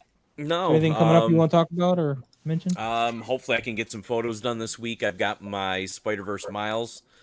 I'm gonna work Hell on yeah. that, and my Arena Boba Fett too. So hopefully I'll get some shots this week. But Nice. yeah, we'll see how that goes. Hell yeah. All right. And Mike, what do you got going on this week? I've got, you can see I've got bombs to ship out. I've got some printing to wrap up and some new things to model. And I want to get some photography done. And I say that every week. Some weeks I manage to get it done. But I've got some ideas of some new dials that I want to start. And so that's really where I'm at right now, wrapping up some orders and just doing what I do as far as trying to squeeze photography in and building dials and shipping stuff out, mix of all of it. And, All right. Yeah. All right, Mike. Thanks a lot. Hey, no problem. I appreciate you having me, Moz. Yeah, thanks. I man. appreciate I'm you just guys happy I've being been here, able Harold. to get back on, and Mike. it's been a Harold. while, but thanks for leaving a spot for me. I appreciate that. Yeah. It's nice to meet right. you guys. Yeah, Yeah, same Harold, here. Mike, you guys have a great night, and we'll continue All right. here. Just, See you guys. have a great night. Sounds Thanks good. for Easy, guys. coming in, man. All right. Thanks for Take being here. care. All right. Green doesn't want to leave. There he goes. All right, and then there were 5. But somebody else has got to leave soon, too. Dun, dun, dun. Actually, I do as well. No. No. I gotta pick her up from soccer practice really Right. soon. Tell your brother, I mean, this is a great shot. He's well on his way, man. I'm digging this Awesome shot a shot. lot. What's the third? Right. What's the third thing he's got there? Is there just Another one. 2? Oh, I thought there was a third. It's just 2. There was another arrow. We got that one. Yeah, and that one. yeah. That's it. This is very good. Mm-hmm. Let's move on though. We did that one already. We skipped that one. And Pablo, we've been so slow. I'm sorry. Yeah, no. Skip it. Take a minute for Pablo. Pablo. I like And that then, you're telling a story though in that one, Pablo. I like. A lot R3 of people toys, don't man. understand why I Mhm. had Bebop on there. I was like, if you guys haven't read the comic books, Bebop killed Donnie, so this is kind of like revenge for that. What? Ah. Well, I haven't read that yet. Thanks for spoiling that. This is R3 Toys though with the cool this dude. Echo. Echo. Can't wait. Is to it get the Echo? He's got an figure. arm. That's his fake arm. He never This did. isn't He never Lobot? wore that in the. He never wore that in the Not show. but- Lobot. Isn't that Lobot? All right. So yeah, Echo. He's shot with a Sony A7 III and 90mm lens. So he's been watching Johnny Sergeant Bananas, I think. ISO 100 And Loom f2.8. cubes. Yeah. Using the Loom cubes, so awesome. Trevor, since you gotta go soon, what are you thinking here? Yeah, I'm looking it over. It's I love the nice face. overall. What's that? I said I love how the face came out. Just Mhm. Yeah. I mean, there's so much detail in that face. These They're hard figures lines. look great, man. I'm not even like huge on the Bad Batch, but I'm into these. Every one of these, I've got these pre-ordered. Overall, I like it. The lighting's good on the face. He's got nice Rembrandt lighting there. He's got the triangle under the right eye. Sorry. The blue for me is a little harsh. I would like to see that like a little bit more muted. But I mean, the only other thing is that, like it should be what's the term? Motivated lighting. Like I would like to see like something on the background that's a source of that blue light, like even it just spilling onto the wall in the back or something to say like that's the reason that blue light is coming, because it's an interesting blue light. It's not just like just something on a panel or something like that. It's a very strong blue light. But overall, it's a nice portrait shot. I mean, there's no story going on here or anything like that. It's just a simple portrait shot, which can be fine. But yeah, that blue light, I'd just like to see if that's, I'd like to see the motivation for that blue light a little bit. So. All right, and your brother finally said, yeah, black foil and another cube are on my list. If I can slow There you my go. Black Series Marvel Legends buying spree, I feel you, man. If I could stop buying toys, I'd buy a lot more photography gear or comic books. I don't know. Priorities. All right, Harry, man, what do you got, man? I do agree with Trevor. I think that blue, I think it's a bit too saturated. It almost feels like there's a Jedi there holding a lightsaber, Yeah. right? So A new Jedi though, not like the older ones where they had less saturation Yeah. in blue. Right. yeah, exactly. Obi-Wan's over there. Prequel Jedi. Yeah, Or yeah. sequel Jedi. But yeah, I think maybe having that maybe be a bit more bright white to match maybe the panels in the back or something. I feel like that might be that might make more sense. But other than that, I think it's a well shot. I think the lighting on his face is great. Although that face does kind of weird me out quite a bit, I think. Yeah. It's just like Tamura, but not really. It's like skinny, it's really gaunt weird. Yeah. Tamara Morrison. Yeah. It's strange. But other than that, yeah, it's a good shot. I mean, R3 always kills it, so. R3 says I couldn't get the blue light to look good with the diorama and couldn't get it as soft as I wanted to. A key is you can cut it with some white. If you can do that, just cut Or some white back diffuse it into with it. some tracing paper or something like Yeah. that. Or you can do that as well. Yeah, Bounce it. it's probably Lots more of what he ways. needs to do. Or bounce, yeah. Yeah, Lots you of just ways, bounce it, different yeah. ways. Yeah. All right, Ian, anything you want to add on this one? I mean, I don't know that I have much to add. Blue light and red light are the hardest on a camera sensor. They're really hard to control. I think this is something I didn't really even think about till Trevor pointed it out, honestly. And I've never heard the term motivational lighting, but I like it. Yeah, motivated. Motivated lighting. Yeah, motivated. Thank you.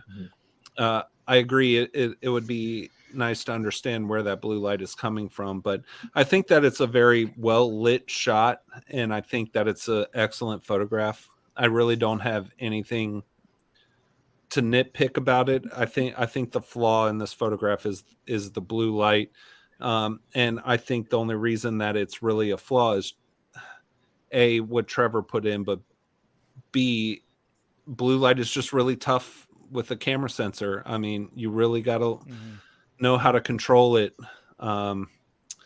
But I really don't have any problems with this photograph. I think it's well done. Well, the motivated blue light is what I'm being told is, you got Ash Williams from Evil Dead. He's over there shopping smart with S-Mart. This is the blue light special blue light. That's what that is. I had to explain way too much to make that work. I'm sorry. Yeah, you did. I mean, the Dead Man won. What's up, man? What's up? If it What's going on, spilled a Deadman? little What's up, more, Deadman? if it was softer and it spilled a little more over his chest and it had more of a presence, it's just there's little spots of blue that just even on the left arm that hits the back The of the left left arm arm there, from yeah. behind, and it Yeah, just I I just just like, need to diffuse that. Yeah, I like think what's that bounces. helping the blue is that there's no blue in the background. Yeah. That's it. If- Yeah, that's the motivated. Because if he had a blue light source in the background, then they kind of like, well, okay, now we see where the blue light's coming from. But the fact that there isn't any, it kind of throws you off. Right. And R3, I want to ask though, because I mean, these are light sources in Star Wars. I mean, maybe is this why aren't these lit up? Why aren't you getting light out of that? Because it would really, I think, help separate Power them from outage, the I guess. background a little bit too. If they don't Didn't keep pay the lights their on all the electricity time bills. in the Death Star, you know what I mean? Like sometimes. Well, yeah, I guess they they got to can't pay conserve all the power. bills, It's yeah. expensive. You got rebels Yeah. stealing your money and all That's this true. stuff. That's true. That's true. You got Cassian screwing Yeah, things up. that son of a bitch. They don't spoil it. But, I love the lighting on his face though. But yeah, I agree. Yeah. The blue needs to be diffused Really a nice little bit. lighting. He Really nice. says they are up against a wall. Okay. Well, Yeah, those always look cool with light behind them. I mean, they. yeah, really, you want to try to get that light going behind them. Yeah. It's going to help sell the whole thing. I mean, I don't hate his lighting. I don't hate that blue so much, but I do agree it needs to be a softer blue, not so Yeah. saturated Yeah. at the very least. But But beautiful. No. I mean, my portrait comment lighting. here says great lighting. Mhm. You know, Portrait great lighting. Yeah. Beautiful portrait I lighting. think it's also important to point out that, you know, I feel like the point of the show is to help people improve, and we may be searching for things to nitpick about, but it doesn't mean that it's a bad photograph. Mm-mm. You know what I mean? Yeah. Exactly. No, this is a Um, good shot. Yeah. Mhm. The detail on the face is awesome. Yeah, I love the face is what gets me, man. I'm like, ooh, he's sexy. No. In the photographic, sense, you know, like, you know, not I weird want and to hairy take you out. home tonight. Debatable. All right, we're gonna move on though. R3, that was a beautiful piece though. Yes. Pablo. You can skip that one. Skip it. You can See, Look at that, you it's beautiful. look at It's the thumbnail and you Pablo. know who I Yeah, love it it, is. just know Pablo. immediately that Moving it's on, though, Pablo. Yeah. Visual Horizon. There's no comments yet, man. We should comment on this. I'm gonna Oh, write is he not- comment. Oh, that's nice. Type comment. What do you think, Trevor? I'm gonna write it. You tell me. I'll dictate it to me. Oh, What I do gotta you go think? first. I gotta look at this thing a little up close. Oh, you're about to leave, so Yeah, I know. This is are these are custom painted? Am I wrong? they're about Black this? Series. It looks like. Yeah, but I've never seen the turquoise and the orange. Is that a I don't thing? know. Okay. I don't know if it's a like, filter or something, but it's yeah, like they the should. Miami Dolphins or something. Yeah, going I on was here. about to It's say, like, yeah, it looks Miami Dolphins. I wish he had some context to it. It's but he like the doesn't have Merino anything. squad or something like that. Yeah, I mean the sitting poses are the first thing that hit me. Like they just Yeah. look awkward, and that throws me off. It's the feet. Yeah, the Yo, feet, Adrian. Sorry. they should be planted, or you could have one leg out like that, but they would be outstretched, you know, and Yeah. the foot would be a little more relaxed.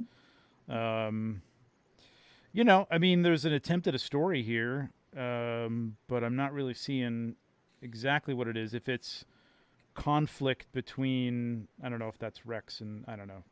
Yeah, I think think that that is is Rex, Rex. yeah. I mean, if you look at That's Rex. the hair Yeah. color and the Yeah, well, paint I'm on going his- by the hair color. I just don't, you know, I've never seen that. But I color think helmet maybe that before, blue but- was like that because of whatever saturation choices they chose. Oh, you like, mean Yeah, maybe uh, that's the darker definitely in blue, and post. it's not okay. All right, yeah. Yeah, I gotcha. think they played with the sliders a little Oh, bit and made I it more see. teal. I see. what Yeah, I you're think saying. so. Yeah.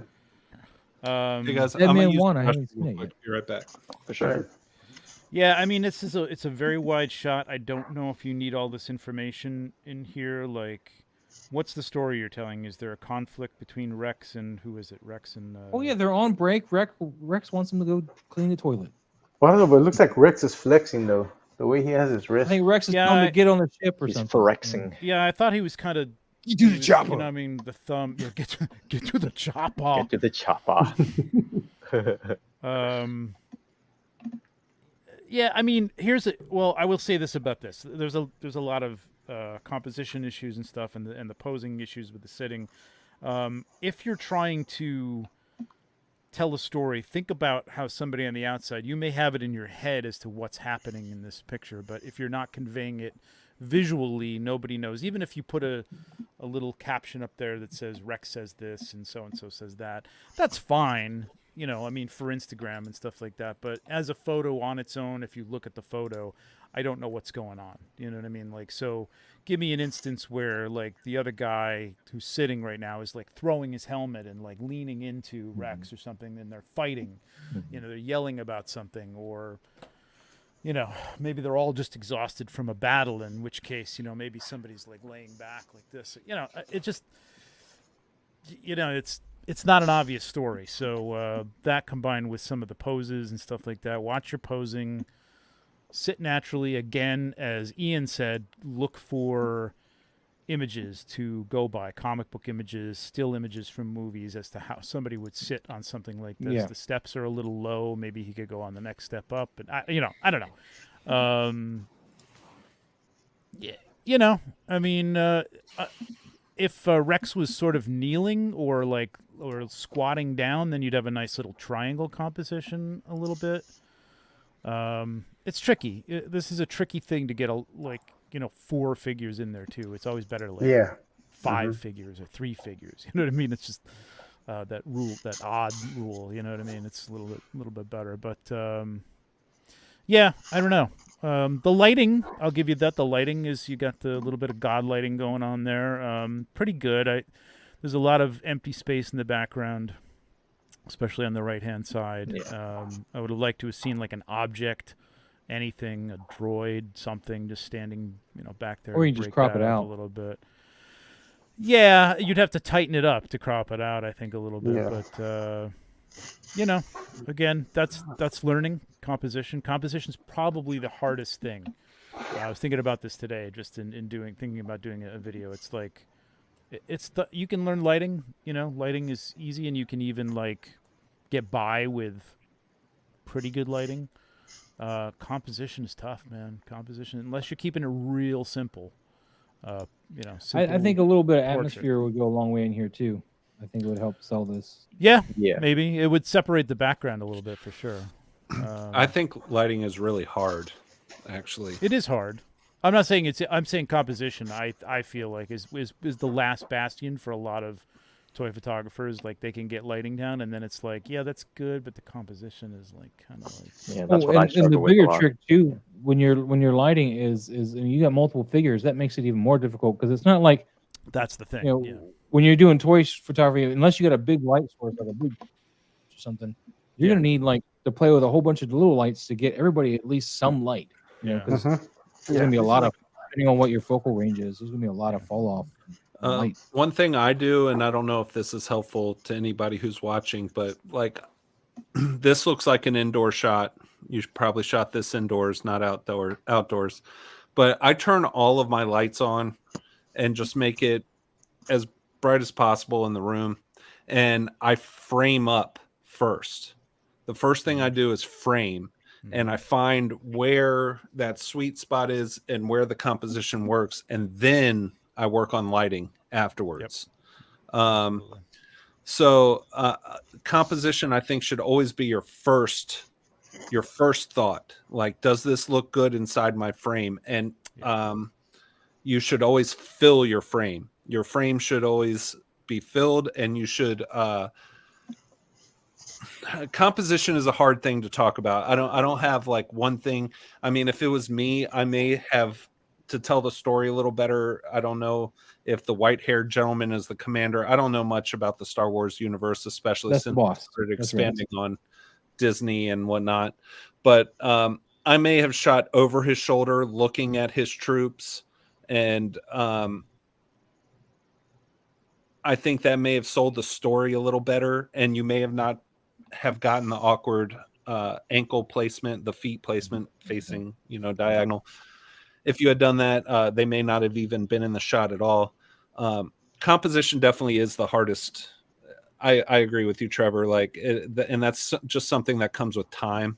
Just like any other craft, you just keep doing it, and your eye will start picking up on things like, oh, this bothers me. Like, maybe if I move the camera here. But good comic book artists are a great source for this stuff, though, because they have to put stuff in a tight panel. And I think people initially think when they're shooting toys, it's like, I have to get everything. I'm on the same plane. I'm at eye level, and I've got to get everything in the shot to tell the story. But you don't.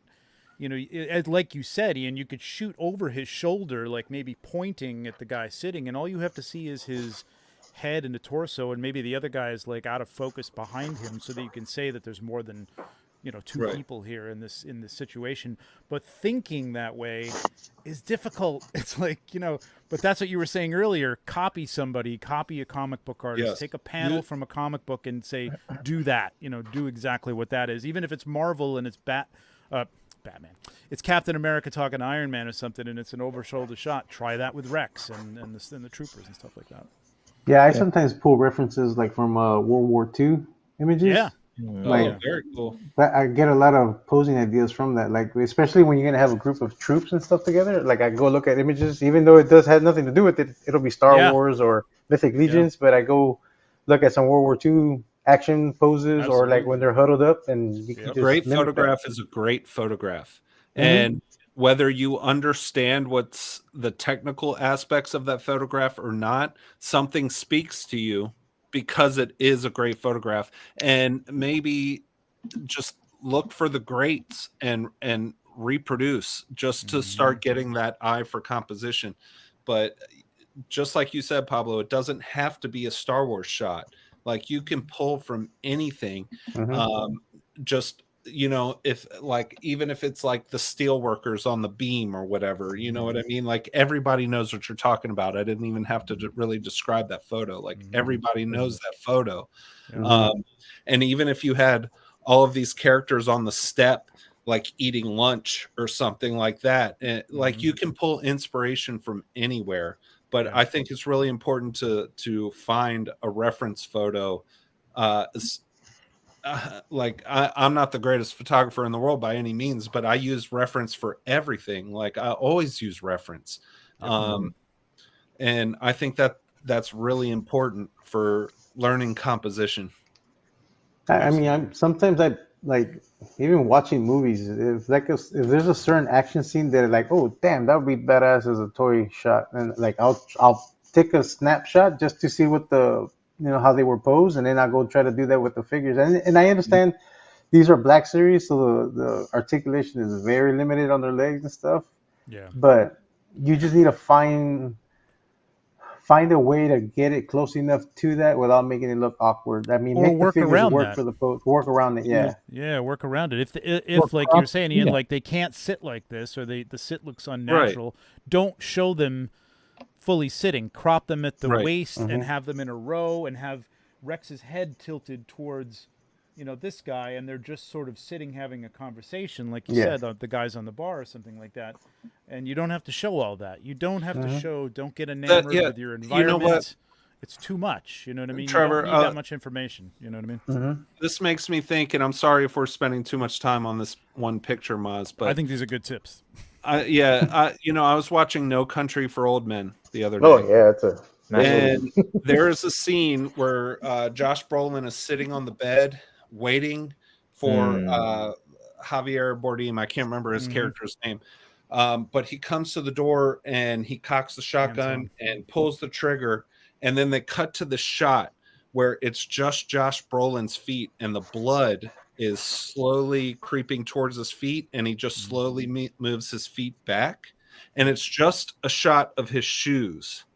It's just a shot of his shoes and the blood coming towards his shoes. And I was thinking of reproducing that shot. I don't mind giving this out or anything if anybody wants to reproduce that shot.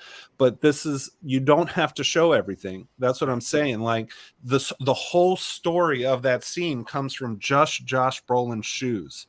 They didn't have to show him sitting on the bed and Javier Bardem at the door. They don't show all that. All they show is his shoes and the blood creeping towards his shoes. And it's such a powerful shot.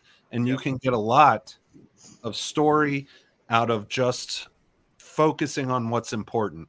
Okay. Yeah. Wow, that's a great segment on that. One thing I do want to mention that was kind of touched on as well.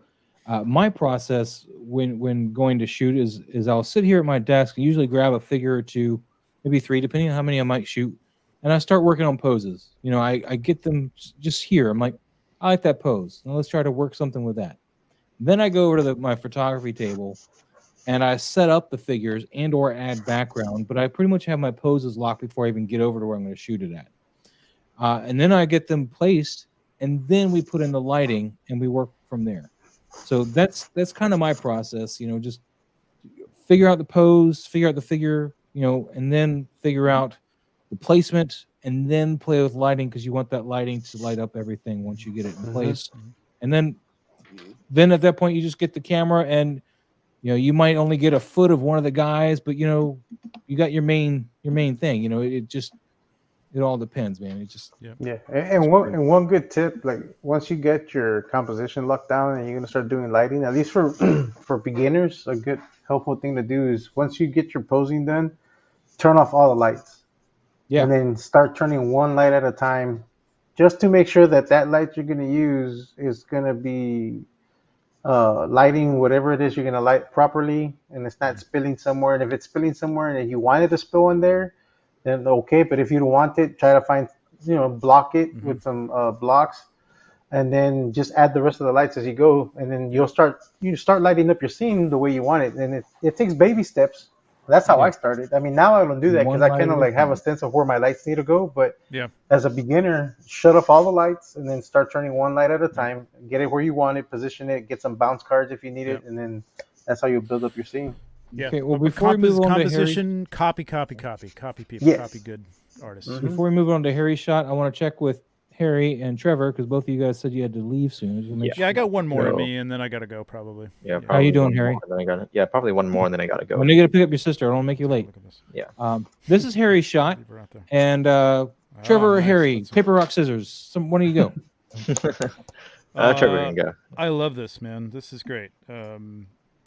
Yeah, so cool. Very cinematic. And this is this is good composition right here. You know what I mean? Like you've got the dragon's, I'm assuming, arm or wing coming up behind the knight.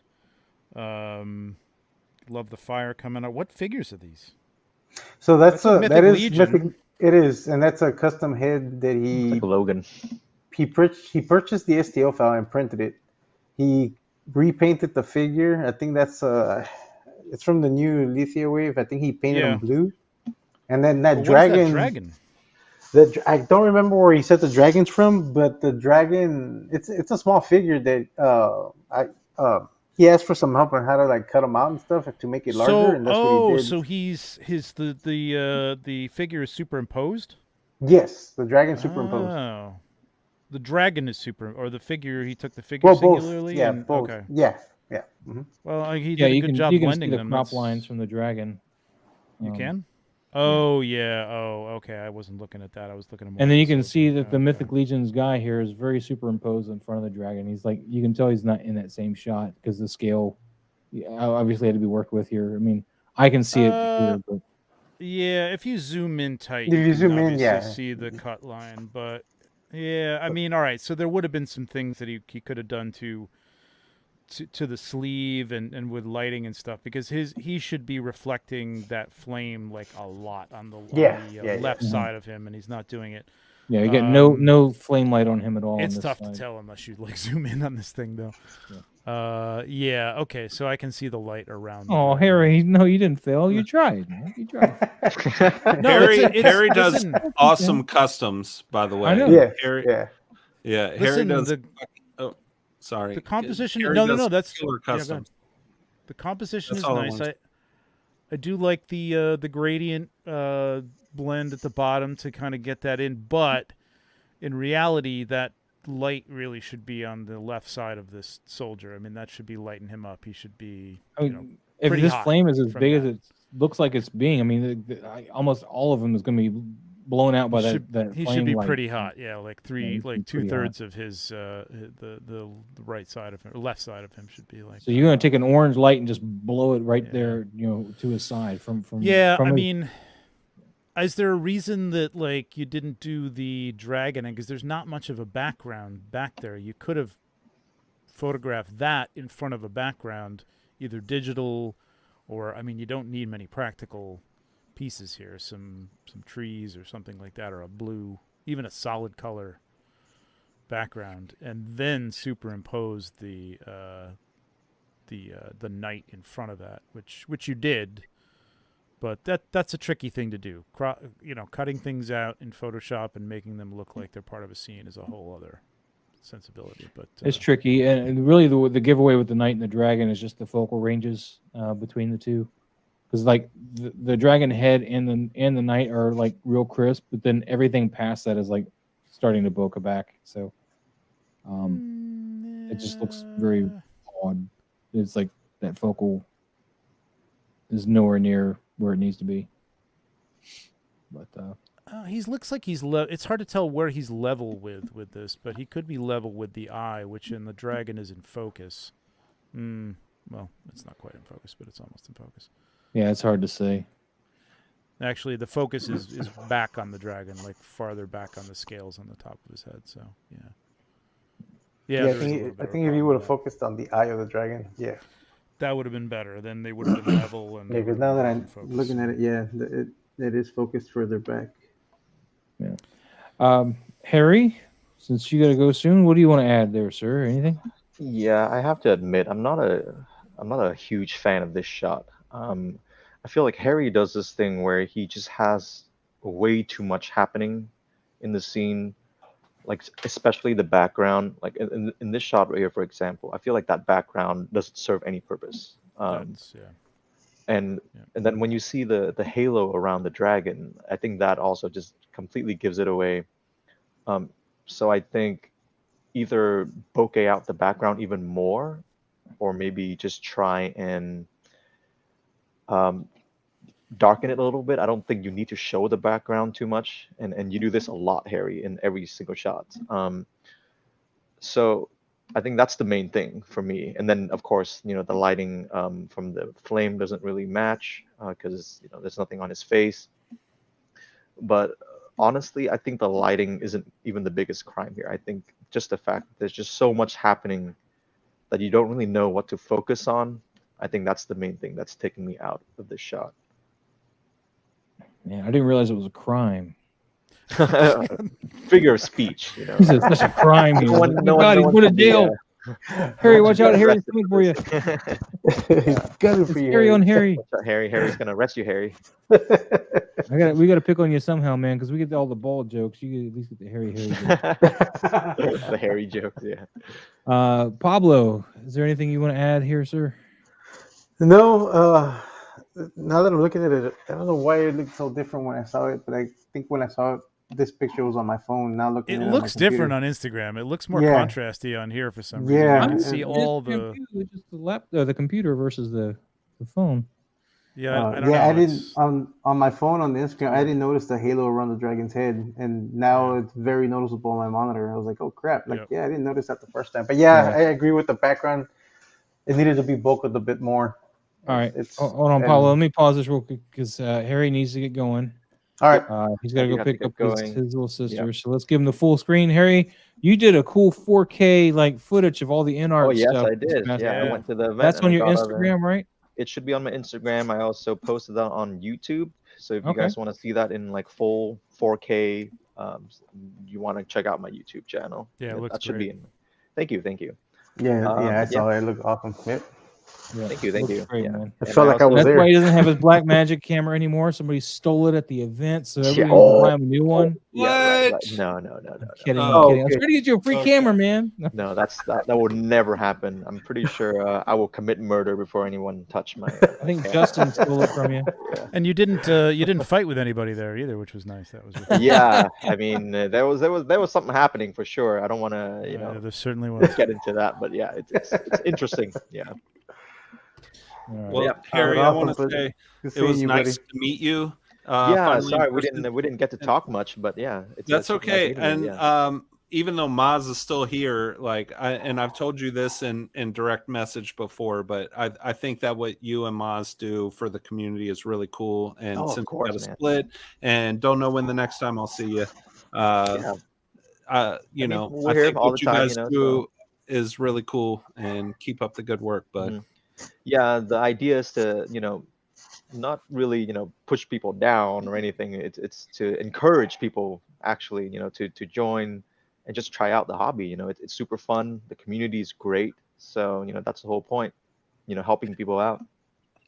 So Harry, you didn't get any of that? What arena? No. I did not want that to be the main focus. There was enough of that. Should have done Yeah, that just there for was- us, there was though. You know, enough you'd be of like, just off in the corner, like just zooming in. Yeah, I mean, I talked to the both of them, and I mean, they're fine for the most part. Justin was super nice. Even Danobi was nice. It's just stuff behind the scene. I think I still want to get into. Yeah. No. I don't want to Yeah. get into it either. We'll just, before you move on, Maz, Yeah. we could say bye to Harry or whatever. Yes. But I would Yeah. love to say something about this photo. oh, okay. Hold on. Photo. Harry, Right, if yeah, you're I gotta gone, head out. So have a great Take it night. easy, Thank Harry. you so much Cool, for cool. being here. Harry. Hopefully, we'll see you next week. guys. Yeah, I will definitely see you guys next week. All right. All right. Take it easy, Awesome. sir. Yeah, Have a take good it night. easy. All right, You bye, got it. guys. All right. And, So one thing about this halo, easy way to fix this in Photoshop. And not a lot of people know this, but if you're masking out your object or whatever, go ahead and click on your mask and then go to filter, other. Oh, Did he lost pause for him. effect or did he lag out? No, I think he lagged out. I think he paused for effect. Let's fight. I actually, what he's about to say, I actually kind of, I've been there trying he is, to back. Yeah. He's teach back. He's back. Harry to I'm do back. it. Sorry about that, guys. I don't know what happened there, but So you if you go said to filter and then other, and then you'll have an option, either maximum or minimum. You need to Minimum. try both. You need to try both, but click on maximum first, for instance, and drag your slider up, and it's going to take the edges of your mask and move them in. Right. Actually, Go ahead, Pablo. another step before you do that a lot of people have been doing, and that it kind of works for some pictures, not all of them. But before you do that, you want to go to modify border and give a 3-pixel or 5-pixel border, and like then feather do it. that filter, modify, and then minimum. And I was trying to tell Harry, I was explaining this to Harry before that when he was asking me how to cut things out. And I was trying to explain to him that the minimum option, what it does, it takes the darkest pixels around the edge and it fills it like a content aware almost, and it kind of gets rid of that halo. Okay. But it's But I didn't literally a notice the halo slider. on that dragon. Yeah. It's literally a slider, and you can start creeping it in, and it'll move your halo further and further in and just get rid of that completely. Okay. I'll give a shout out real quick to OG fan when Star Wars just Star Wars. He's saying hi to Harry, not me though. Oh, there he is. He's saying hi to me too. How you doing? And OG fan will wait anxiously for you to say hi to Pablo, Ian, and Trevor. So that'd be great. All right. So Trevor, I know you got to go soon. You said you had one more or no? Yeah, I got one more. Okay. One more. So this is gonna be those wonderful toys. It looks like Andrew Lincoln a little bit. I don't know. No, it's Leatherface. I don't know who it is. Trevor, I'll let you begin. I think it's leather. Yeah, he's got a chainsaw. And what is he holding? An alien? He's got a bag of trash, probably a body. Oh, it looked like an alien. It's very hard to tell on here.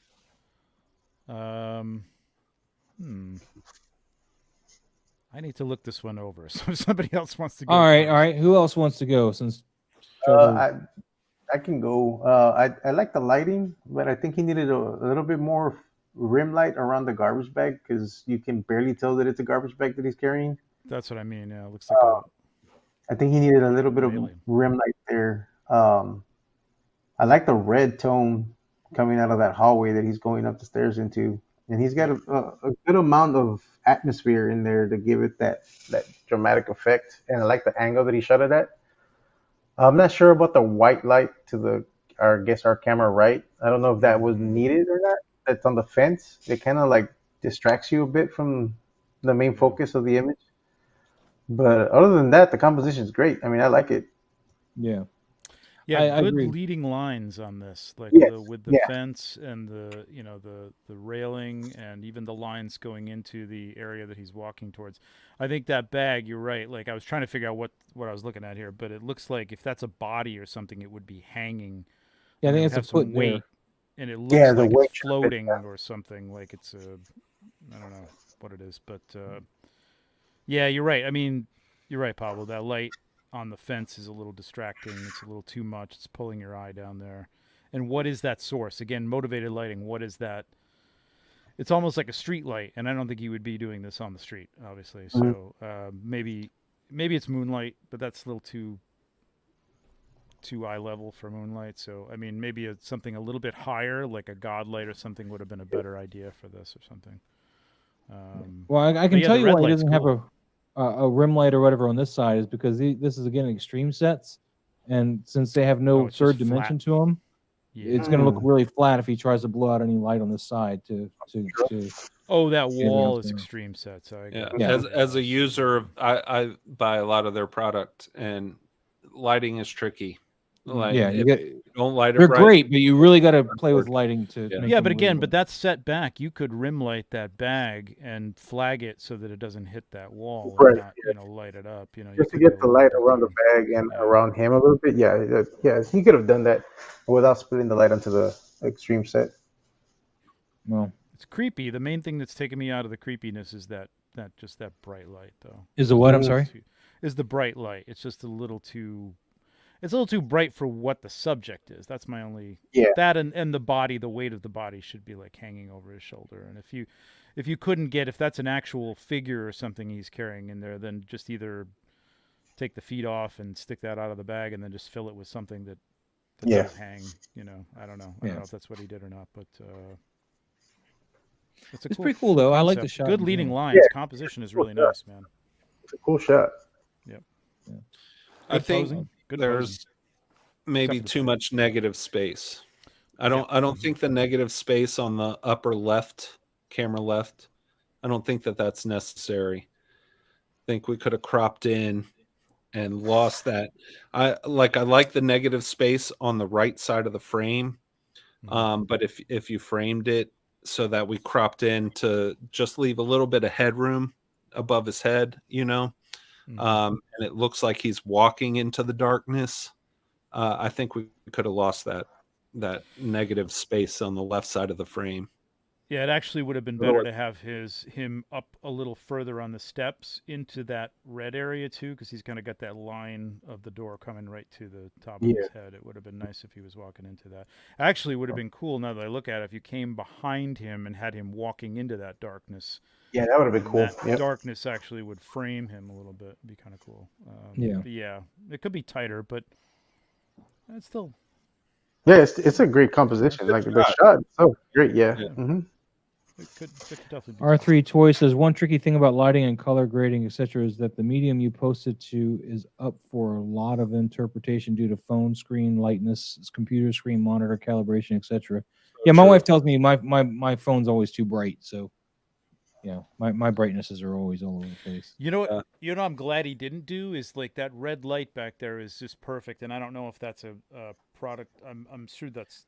Yeah, I kind of wish you could play on that a little bit more instead of having this white. But I want that white because that way you see him a little bit. But yeah, you want to cut him. Well, that's what I was kind of say. I didn't want him to like use that and like blow out the whole figure with red. I like the way he didn't do that. Basically, he was restrained. But I think he needs an overhead light with atmosphere just straight above him, so he's walking into that darkness, like you were saying. Yeah, a little bit would be good. And the light bouncing all over this thing is really distracting. Just how much light is hitting this. Yeah, that should have been cut down a little bit. And it's hitting it from the right side. You can tell by the way it's all lit up on this side. That's what I mean. It looks like side. a street light or something, or a spotlight or something, which is... So if you'd done an overhead light towards the back of him here and let that fall off and light this fence naturally, I think it would have done everything you need to do. Yeah. Personally. So it's a fantastic shot. Yeah. It's like he's not far from like just getting that. No, it's a good start, man. It's a great start, man. It's a great start. Trevor, I'm sorry you have to go, sir. I don't want to push you out. If you want to stay, of course you can stay. But I don't want to hold you here. No, I do have to go. Every time I look at the watch, my clock, I'm like, oh shit, I gotta go. So go ahead and tell us what do you got coming up there, Trevor. 1 6-pack, I believe we're doing this Friday again. And then Legion's Lounge on Monday on the channel. I am trying to do some more shooting reviews. I'm trying to do a shooting review of the Headless Horseman, but every time I turn around to do something, I get more, Mythic Legions to shoot for these guys. There's a tight deadline, so I'm trying to get that done, trying to get the calendar done, trying to get everything done for Legion's Con. So I may not get that done very, very soon, but yeah, that's. Oh yeah. I meant to ask, are you gonna have those shirts available at Legion's Con? Yep, I'll have the shirts available. I'll have the calendars available. I'll have these coasters that I'll probably be giving out with the calendars. I need to get a shirt for me like too. That. When I get some money from this job thing.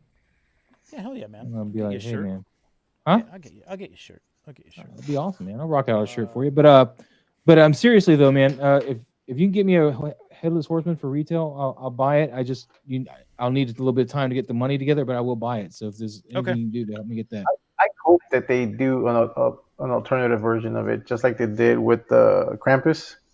I hope they give us an alternative version on it. I would obviously not say anything if I knew anything, but I have not heard anything about that yet. So I will say that it's probably likely because it's sold so well. Cool. So it would be pretty cool, especially if they do it with the green flame. Oh man, I mean, they did the red Krampus because the retailers, that was them selling the black Krampus. So they gave the retailers the red Krampus to sell because the retailers were like, hey, this is, So I can't imagine the way this sold and the popularity of it and the fact that there was still people out there that were like, I should have gotten one.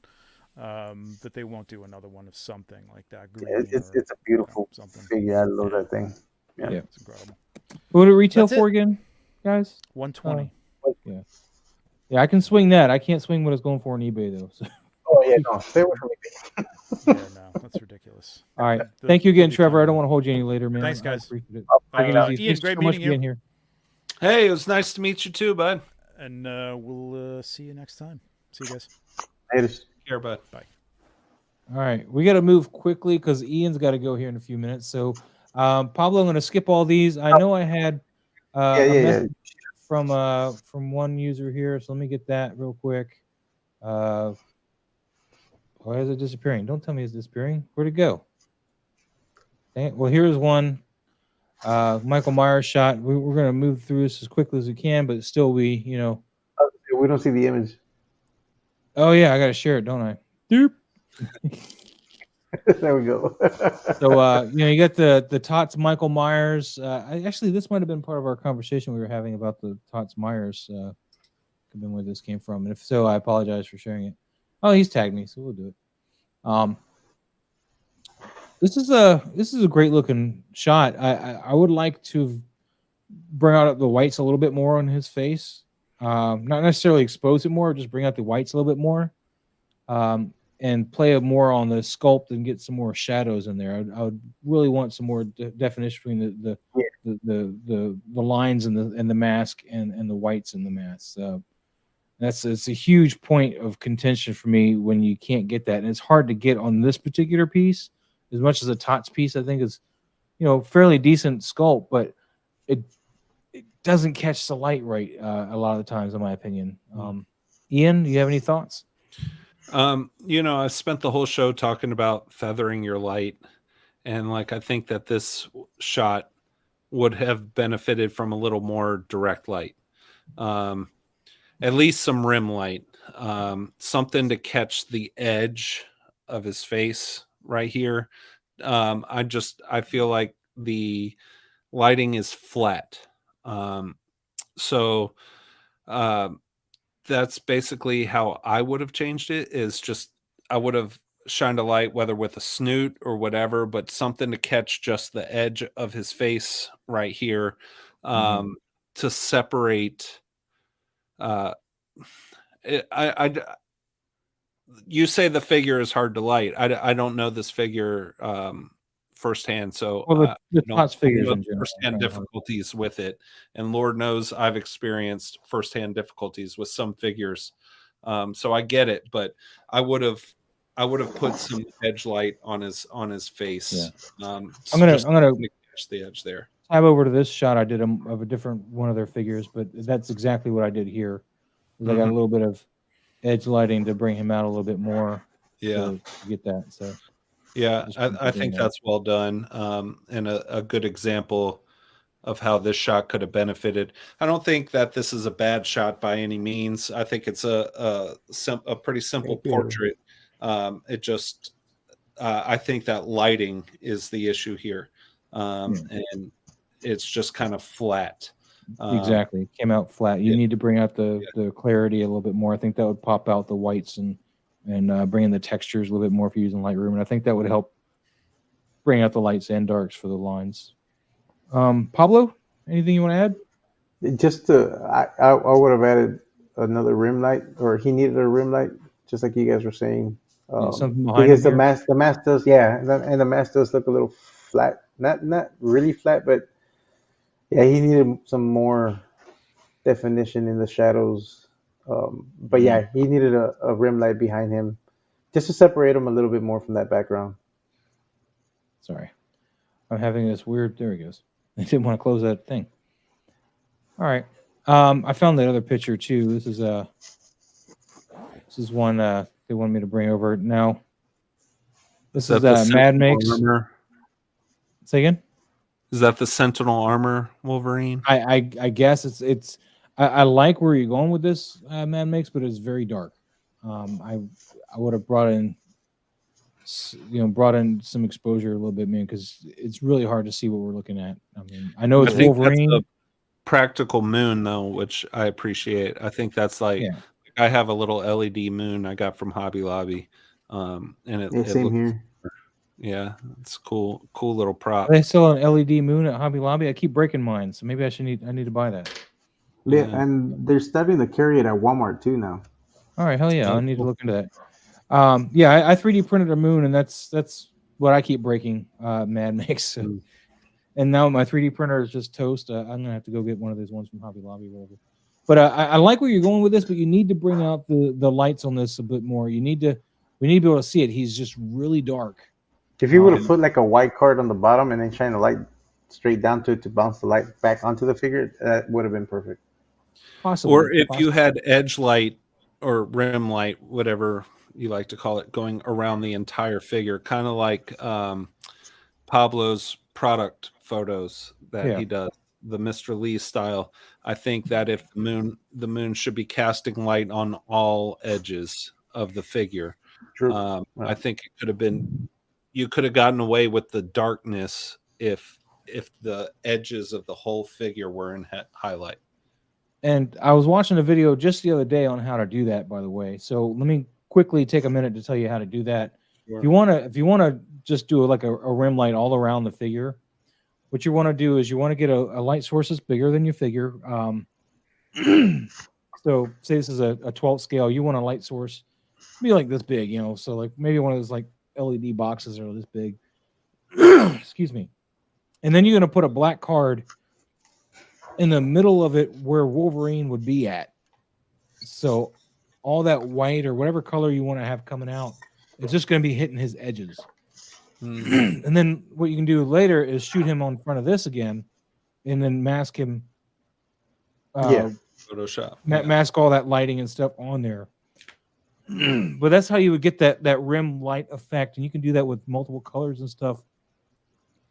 And I don't know what's going on in my throat. I just keep getting congested throat crap right now. So I'll shut up. Get it out, brother. Get it out.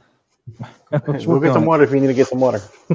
Yeah, but it's a cool looking figure. I just wish I could see more of the armor because I can see some like highlights, but not any of the rest. He's just so dark in there. Yeah. I think it's moody. I think you captured a mood. I just think it could have benefited from a couple little tweaks to bring it out just a little more. This is apparently was on Sideshow for 30% off when he bought this. So hell yeah. Oh, nice. Yeah. I'm gonna move on though. That's not what we want to look at. Let's dang it. Go back. I wanted to get to Dead Juan because he had a Hellraiser pitch he was asking about. So I'm sorry if you guys are watching. You're like, why are you skipping all this stuff? But they're here, and I want to try to get Dead Juan. What's your Instagram username? That's too far. We already went too far. You already went too far. Yeah, because that Raphael Frankenstein turtle we covered it last week. Oh, well, it might not be here. Let me. I'll use this window here. Sorry, give me a second here. Hey Maz, how can I see? Sorry guys, this is my first live stream, but how can I see the live chat? Oh, on the top right corner of the StreamYard, there's a comment thing there. This is not you, Dead One. I don't know who this is. Yeah, there's a section that says private chat, and then there's comments. And if you activate the comments, you should be able to see the chats coming in from YouTube on there. You won't be able to. Sorry. I'm sorry. You won't be able to comment on there. You would have to do that on the YouTube, but you'll see the comments. Yeah. My wife is texting me some comments, and R3 Toys, thank you, by the way. Yeah. I didn't see that posted live, but thank you for the nice comment, R3 Toys. All right, let's move on to Pleather Weather then while we wait to hear from Dead One. Maybe let's get this going here. Here's a nice Donatello picture here. Shot in front of the Target shelving thingy that can look like Star Wars stuff. Yeah, you turn it the other way and it's Star Wars. Mm-hmm. Well, it's not quite, but yeah, it's a good fudge.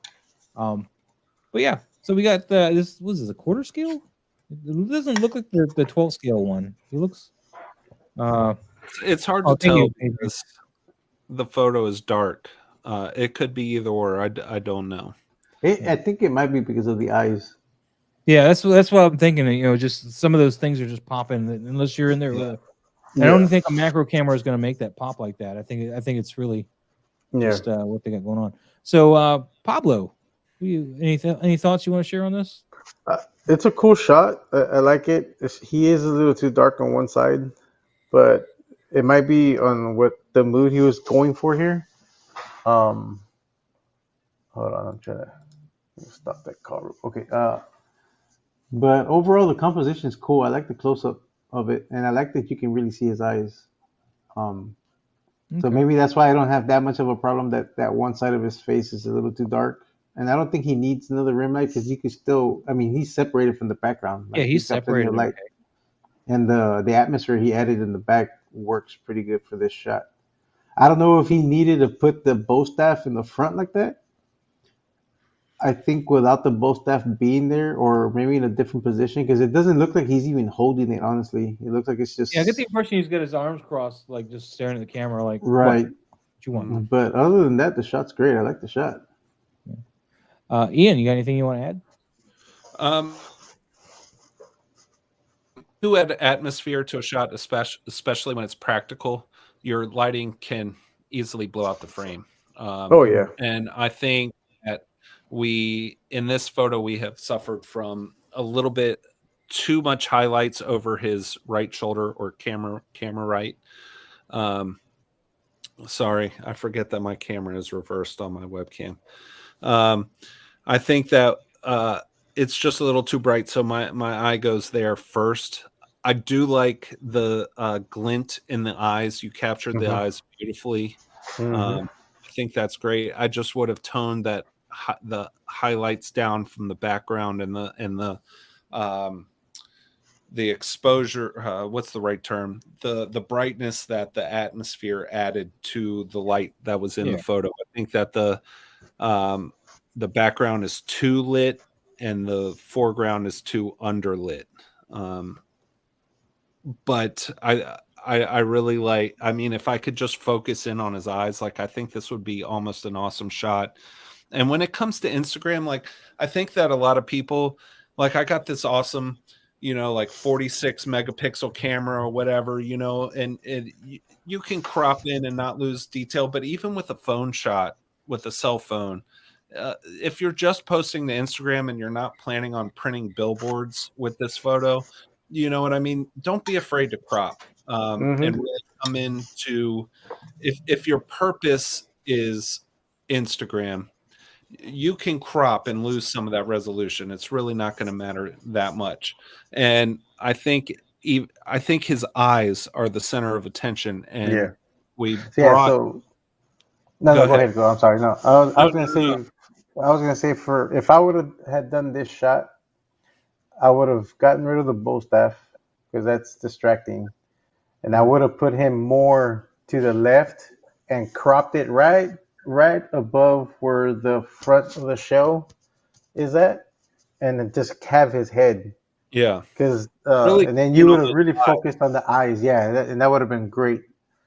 And that's what I would have done on this shot because and then he could have done that cinematic crop on it, and it would have that would have looked really nice. Even if that was blown out the way it was in the back, I think cropping it and getting more of the emphasis on his eyes would have like not drawn your attention to it. I think what would have helped with the blown out feel in the back too is if you put a gel on that and made it a different color. True. If you're going with a blue, it would have softened that all up really well. I think. A blue or maybe a gold, but I think the if blue. you would have gone with I usually lean towards the blue side of the spectrum. If you would have gone with the complementary color of purple, that would have worked.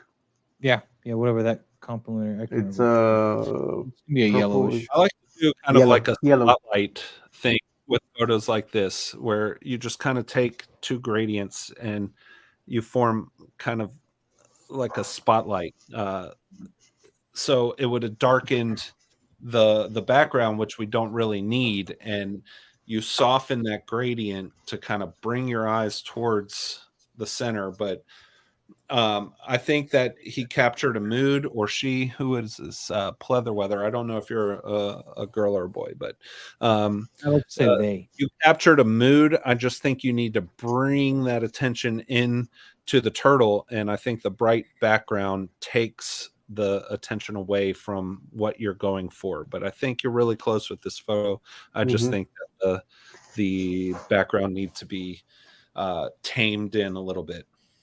Well, Pleatherweather, if it makes you feel any better, I see Corey Feldman every time I look at this picture. It looks just like him.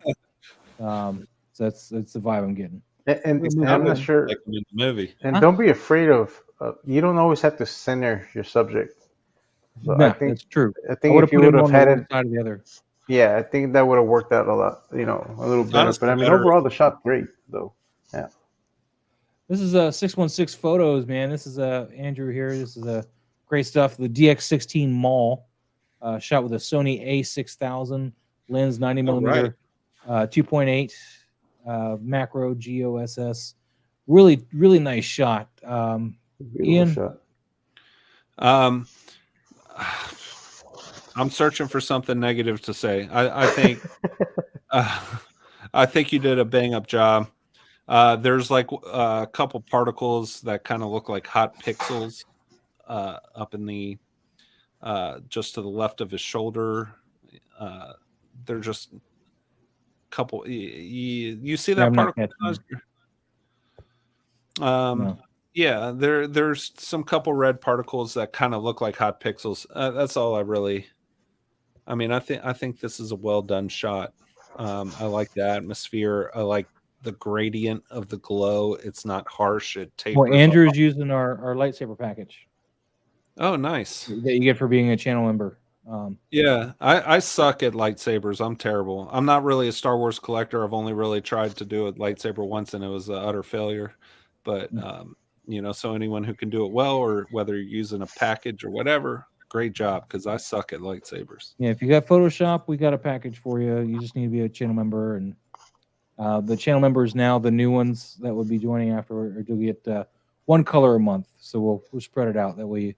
We Pitch we that keep a little you guys bit, Moz, subscribed. because I watch every week, and I don't know much about. Yeah, I'm bad at pitching stuff, man. I'm bad being at a channel member. What does it cost? channel membership's $2 Well, what a does it month. cost? And the good thing with the lightsabers, wow. I'm gonna tell you something else real quick too. Good thing with the lightsaber package is they don't have to be just lightsabers. Let me go out of here for a second. And I did this. I used the lightsaber package to do this. Oh, cool. Make that blaster effect. So I just played with the shape of it in Photoshop and just blastered it. Great rim lighting on that photo, by the way. Thank you. That's beautiful. That's a black Boba Fett, man. He just absorbs light too, man. He's like a black hole. Pablo, did you have anything you wanted to say about this one, man? It's a beautiful shot. It's just lacking more of that red spill on his clothes because that lightsaber is bright. So there should be some going up his arm on that side of the leg, especially on the bottom where the leg is cut off. That there should have been some red light spill on there and on his face. There's not enough of it. I have a BTS real quick of a lightsaber thing going on because that's going to be really helpful to show you guys what you need to do. But overall, the shot's great. I love the composition and the pose, and I love the two lighting effects, the red and the blue. But And the mood. the mood is great. But he needed to have some more of that spill on his arm, especially on that side where the lightsaber's at, because those lightsabers are bright. So let me see if I have a lightsaber. I hope I have a better. Oh, here we go. This one should be working. Well, maybe. Hold on. Let me take a look at this. Yeah. All right. So here's a reel that I was doing a while back, and you see these. I'm not using the light up feature on this lightsaber at all, but you see this red light here. I got a red light pointing straight at Maul to light up that side. I'm not looking to Photoshop or anything like that. I got red light pointing that side, and then we're just showing you. So here's one red light here, and I got it barn doored, because it's a double-sided lightsaber. So you're gonna have light hitting the top of this hand and down the body that's gonna come down, and then you're gonna have light hitting the bottom of this hand and of course on those lightsaber hilt, and of course part of his arm here. So that's why I got the 2 different lights pointing both directions, not pointing directly in because we don't have any red light to emanate from this part. This is, all the lights coming from the top or bottom, so it's going to be going up and down, not coming straight in from the side like that. So that's how I've cut that red light for Maul specifically. You got to take that into consideration when you do lightsabers, man. You got to really forethought, like we were talking about earlier. You got to really pay attention to where that light, because the lightsaber, the light from a lightsaber is going to emanate light all around the light that it makes, the beam that it makes. So light's going to spread out all around it, up, down, left, right, all that stuff. So you got to take into account the specifics. Like I probably should have lit up this here. I didn't do that. So I suck there. So I missed that part. But I ran out of lights. That's really what it comes down to. Hey, although he does is come far down enough to out, what you have. he's jumping pretty far out, so and then this is before I use a lightsaber pack, so you can see the difference in the lightsabers without the lightsaber pack. Let's see if I had any more. That's the only lightsaber one I got, I think. This one, I guess, too, but see, I got all this red over here. I'm just spilling red light over here for that lightsaber. And I'm playing with the spinning transitions. It's real fun. But yeah, I just got a red light shining straight against this thing because this lightsaber is going to be emanating all this light. So the light I got is down here at the bottom, kind of shining against the wall, and all that light's captured on all that one side of the body. So that's what's missing in that Darth Maul shot is the red light. Yeah. So that wasn't a great shot, though. It's an awesome shot. Yeah. Say again? Whose photo are we critiquing? This right here is mine. Previous. This here? This is Andrew. 616. Yeah. It's a phenomenal shot. I mean, you just got to know where that you got to account for all this red. You got to get this going. This red should be bouncing off this side of the arm here, and then you have a weaker red bouncing off this little bit, but a lot more down here. Yep. And even a little bit of red cast on his face. Yep. I think he got the red on the face, though. I mean, his face is already red. It's hard to tell. I don't know. I'm just not the biggest Star Wars guy, so it works great for me, man. 616. I think you did great. I think you need to dehaze or maybe contrast Maul up a little bit more, though, because I think he's getting a little lost in the haze. I would have pulled him out of that haze just a little bit. Otherwise, yeah, other than addressing the red, I think he did really well. Yep. We'll move on unless there's anything else we want to add about Maul. Mm-mm. All right, and let's see, Pablo. This is you too, right, Pablo? Yep, that's me too. Beautiful, of course, beautiful. What is this?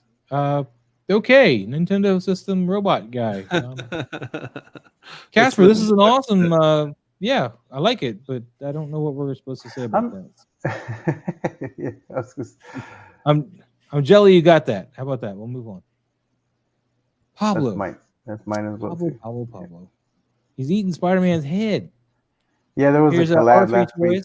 R3 Toys. That's a nice shot. This is the Daft Punk Hot Toys looking Spider-Man. This is LED here, and this is LED here, and that's gorgeous.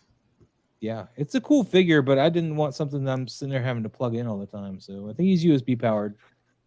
But really, I think so. Yeah, R3. If he's still if we're here, they can tell you for sure because it's theirs. But. That's a cool feature though, because I got a couple Hot Toys where you got to put batteries in them, and yeah, they're moving to USB because of Australia. Oh no, not LED, just Photoshop. Oh, that's Photoshop though. Oh, okay. Oh wow. But this figure does operate on LED though. I mean, typically this is powered on, and that's how you get that look. So. Yeah, R3. I think that's a cool shot. I'd like to see more light coming from his eyes. But other than that, I think it's a cool shot. Mm-hmm. You got the blue in the background as well as on his body, so it sells where the light is coming from, even though I don't know the source. Yeah, I just think maybe if those eyes were popping a little more. So he shot this in front of a diorama that came with the figure, which is pretty awesome because it looks like Now, I was gonna say before I read that maybe he used the video game for a backdrop, which I've done in the past. So he did a great job merging this with the cardboard backdrop that comes with it. Looks great. Bokeh out real nice. It's got all the computers and stuff sticking out, right? Yeah. It's pretty tight, man. Are we gonna move on, or we got anything else? We Hey, don't feel like you like. If I got to, let me see. Don't rush through these. Everybody deserves, you know. I'll stick around for a little bit. Yeah, I got nothing else to add to it. Me. It's an awesome shot. I love it. But yeah, I think if the eyes were a little brighter, the little pixels in the eyes were a little brighter, the white, not too much, but just a little bit. But overall, the shot is fantastic, man. That figure looks awesome. All right, there we go. Got the Kangol going this time. There you go, Sam. K2SO Star Wars toy, or excuse me, the Star Wars photographer. Nice daytime outdoor shot here. I'm digging this. Although he doesn't quite work with the grass. The grass is too big for the figure. And that's pretty obvious. But other than that, I think the lighting and everything is pretty well done. Pablo, I'll let you go first this time. Yeah, the grass it does throw off the scale a little bit, but you can kind of get away with it. He's on on an alien planet because I mean the grass isn't in focus, so it's pretty bokeh out. I like the atmosphere in the shot and the lighting that he used outdoors. I don't know if he shot it directly off the sun or if he had kind of a diffuser, but it looks great. Yeah, he caught the scene pretty well, either way. Yeah, he did. And I don't mind that hot spot on his armor on the top part of his chest. It's not too bad.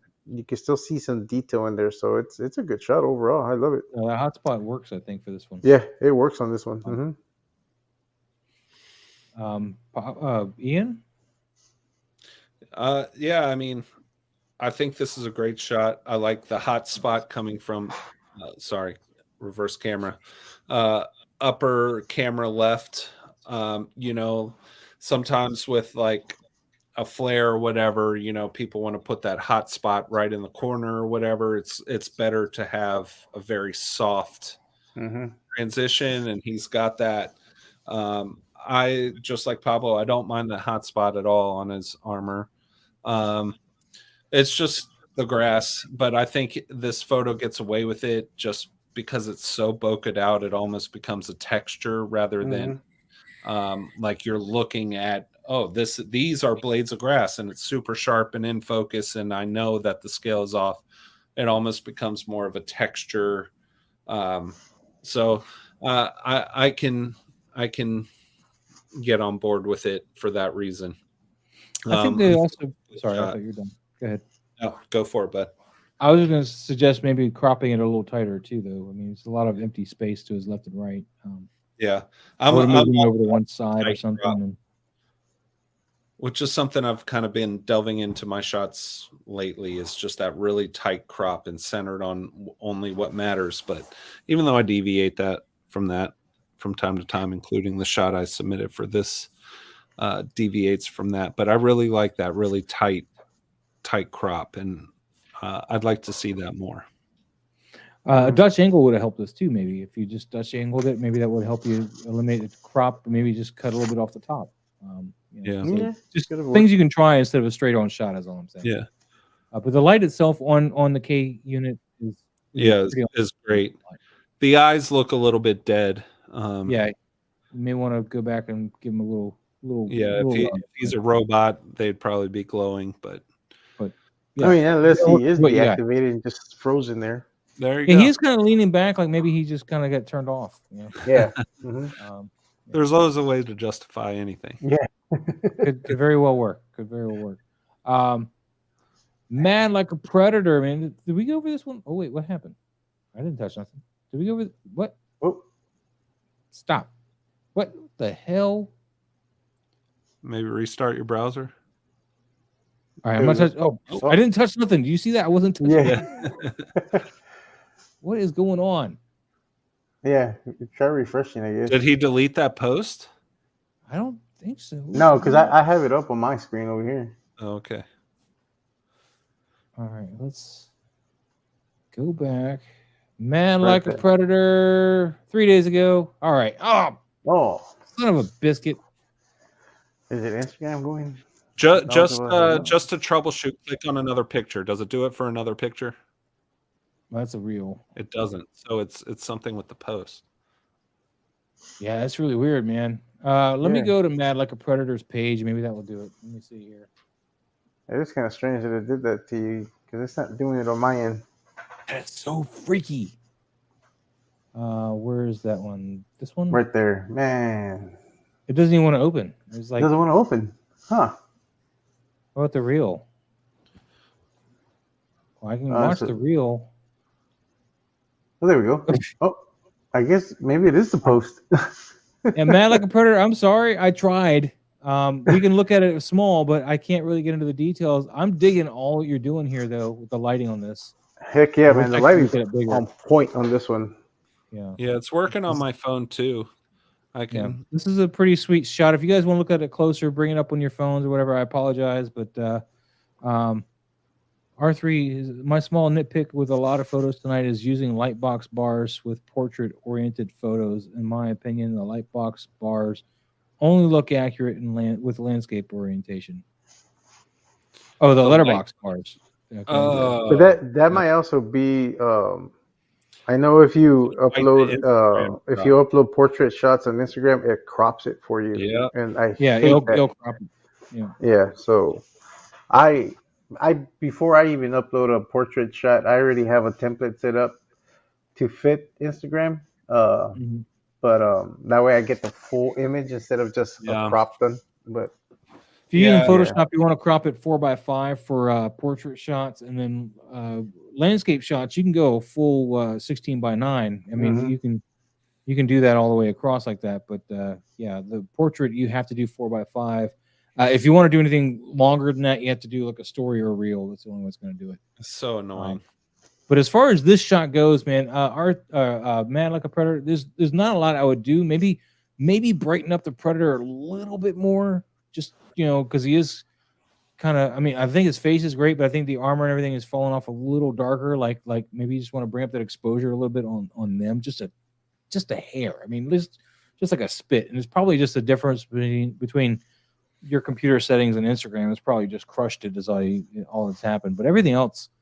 I think it looks great. I think the atmosphere looks great. I think the alien back here is lit up really well. It's like you can tell what it is, and everything else is bokeh out properly. And I think it all looks like it works in that scene. So I'm pretty happy with that. Anything anybody wants to add that can see it better? Because that's all I can do. I have it up, and I don't see that darkness you were talking about. I see all the It detail could in be that because armor. I'm looking at the small little thing, man. It might be, yeah, because I have it up on my monitor, and I could see all the detail in the armor. Okay. The only thing I would have probably popped or added some light is on the eyes. The eyes get lost. You don't see the eyes.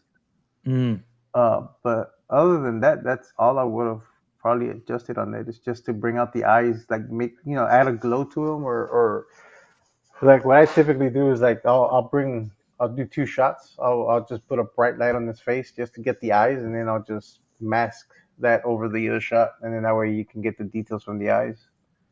All right. But overall, it's an awesome shot. Ian, anything you want to add? Yeah, I mean, I think this is a great shot. I would have. Sorry, I'm looking off because I'm looking on my phone to.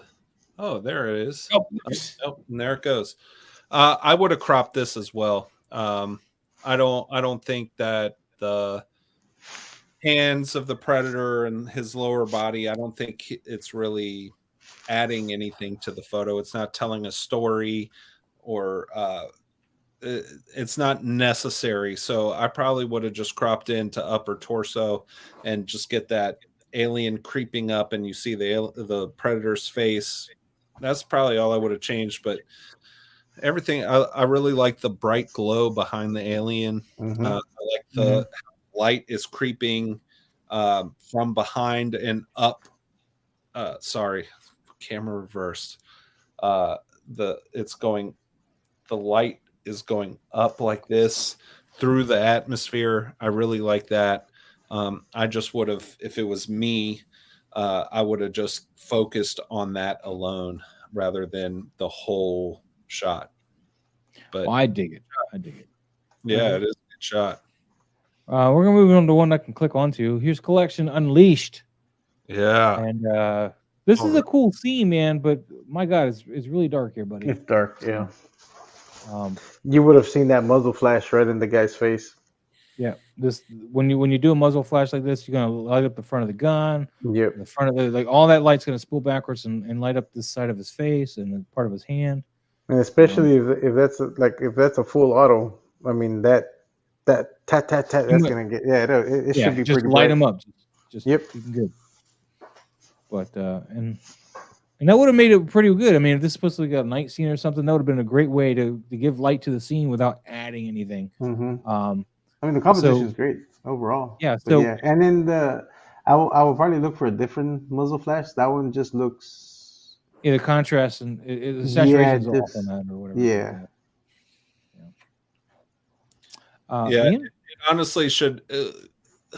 It should be the brightest thing in the scene, and it looks a little muted. Mm-hmm. But it is. I really like the shot. It looks like good wartime storytelling, Mm-hmm. like Saving Private Ryan, like a still from Saving Private Ryan or something like that, just freezing the action mid-frame. He's like blocking the dust there. I think it's a cool shot. I think my nitpick would be the muzzle flash as well. I think it should be the brightest thing in the scene, and it should be lighting up whatever's around it. Yeah, should be lighting him up real well. Yeah, you should be and able that, to see and his that would be face. fine. Just Yeah. leave the light at that. Because Mhm. I see what you're going for. It's a dark Yeah. war thing, and all Yeah. you need is that light cast from the muzzle flash onto that figure, as it should be. And that's all the extra light I would add to this. I would leave the rest as dark as it is because it's the scene. It works for the scene, even though traditional lighting or whatever might dictate. Oh, you want a rim like this and a rim like that, and bounce this. No, don't worry about that. Just get your muzzle flash working, and the rest of this thing will pan out beautifully. You may even want to cast a little of that muzzle flash light on this arm right here, just a hair, just a tiny hair. Yeah, But just a little otherwise, bit. don't. That's nitpicky. I'm gonna move on though. Let's see. That's Mike's jackhammer. Jackhammer. Yep. So that's cool. Check out Mike's stuff. Obviously. Those wonderful toys, man. This is a great shot, man. I love this Mhm. shot. He's like, I want to pick up my mask. Really, it's my head, but we're gonna say it's my mask. Yeah, I think that's my problem with it. Is like you can tell it's just the head sculpt sitting there. Like the mask would be lying flat, but that's not his fault. That's the nature of the beast, right? Yep. Yeah, I'm But surprised that they haven't made a flattened version of the mask. Like they've had so many Michael Myers figures. Because I'm assuming this is NECA, right? Yeah, it is a This is NECA. the NECA figure. You can tell by the So, crotch right there, man. They need to make a mask where it's just laying flat. Yeah. Because there's been times where he's Well, taken he off does- that mask. does he? Well, not No, they, it they don't show comes him off take of- it off, but they show him grab a mask and that's gonna be the mask. Like when he escaped from I forgot which one it is, but when he escaped the hospital and he went to that costume shop or whatever, and they were hanging there, he grabbed one of those masks. So and it was rubbery and flat, so that would have been a great time to do that. Yeah, R3. I don't have that much experience with. Yeah, I don't rifles either. like But that, I was so. going with Pablo, man. It's all Pablo's fault. I was just playing off what he said, man. He's like, be a lot more lights. I went with it. I rolled with it, man. I was like, let's do it. I mean, more because the experience I have with I've shot plenty of firearms at night, and when you have especially when you're shooting a full auto, I mean, yeah, you get that one burst. If you have a semi, you're gonna get just one light burst. But when you're shooting a full auto, and these guys are military, so they're full auto, that light burst, it's gonna illuminate that whole area, and definitely in the face. You're gonna see some light on the face where you can see some of the detail on the eyes, and you should see some cast of that muzzle flash on his partner next to him, at least a little bit on the arm. Not a whole lot where it needs to be blown out, but just a tad bit. But I mean, even when it comes to movies and other things, like you'll bend the rules of reality just to sell the scene, anyways. Mhm. You know what I mean? Like, it is what it is. Like, It's difficult to do though. I mean, but the overall also, the composition was I great. don't live in Texas, so we don't shoot fully automatic. But I'll have to- No, the only time I got to shoot full auto weapons, my brother was in the military, and I went to go. So I tried to join the military. I was on a path to joining, and I got to train with his unit for 3 months. But unfortunately, the doctors didn't give me the green light because of I have 2 pins in my hip, so they didn't want to take the chance on me. They didn't think I could get through basic. They gave me like a 50-50 chance of getting through basic, which they didn't want to take that chance. But while I was there, and of course against regulations because I wasn't allowed as a civilian on there, but they still took me in there. I got to shoot a lot of stuff out there, so it was a lot of fun. Yeah. But back to those wonderful toys, man. This is a great angle for the shot. Granted, you're limited with the figure, not being able to manipulate to that softer mask. But yeah, Adrian, I don't even think of this as NECA at this point. I mean, yeah, you get a little bit of a plastic sheen on here, but it's not horrible. I mean, the good lighting here. I mean, the way that this is all lit up so well. It's Great an awesome lighting. shot. It doesn't sell it so much plasticky. It's like maybe just the light hit that weird way, and that's how it did. But it's actually done really well. The worst light bit here on here, the thing I could really call out and say this is a problem is the knife that is coming out full on plastic. Yeah, full on plastic. Yeah. It's hard to fix that the way I addressed it. And again, I'm going to pull up something, pull up my Michael shot again because it's all about me. And it looks like he tried to put a light flare on it. Yeah, it looks like he did. But it's subtle enough that it sells. But see, this is a plastic knife here, and it actually I think it sells as metal here for the most part. And what I did for this is in Lightroom, is I took the masking brush and I painted over it. And I brought up the clarity, and I brought up the white, and then I even brought up some of the exposure, and it was able to really just take away that plastic and make it look more metal. Metal. This one looks very plasticky too in hand. Looks just like that NECA one when you look at it, in hand. But I think this did a better job of pulling away from the plastic and getting more metal. It's not perfect, but those little tips, just force that exposure and that the clarity and all that stuff. Force those highlights in there and play with that, and you'll get more of that metal look out of it. So I don't know that he would have had much of an option to force. Well, now that I look at it again, he could have forced a little more highlights, but I think I'm okay with it. I don't have. I think it looks great, man. I love this photo. Yeah, it's an awesome shot. It's great, man. It's just that dust for me that by knife his is foot pulling there or something though. Say again? Is that dust on the floor by his foot? Yeah, but I think that might have been intentional. Yeah, it might have been intentional. It looked like some kind of debris or something on the floor. But I love this window and the lighting for that. Me too. I absolutely love it. Yep. And the lighting on the mask is great done, over here. It looks great. Mm-hmm. Yeah. I'm loving this shot. Cinematic lighting on point. This is a great example of cinematic lighting. It looks great. Great stuff, man. I'm gonna move on though. Let's see here what we got here. Adrian's photography. Is this Adrian or is this Adrian Arena? I don't know. I'm gonna hit that like button though because I like it. Me too. Pablo. I've been trying to go through as we're going through and liking all these. It's an awesome shot. He needed a little bit more. Hold on. This is a B side. Where's the A side? What do you mean? Well, he says in the comment this is a B side. So let me go find the A side. Oh, is this okay? Maybe that's the. I like that shot better. He's telling a story through multiple posts. Yeah. Okay. This is the one he tagged me on. So this is the one we're gonna go with. Hold on, Brandon. Oh, Arena Adrian's pleather. Okay.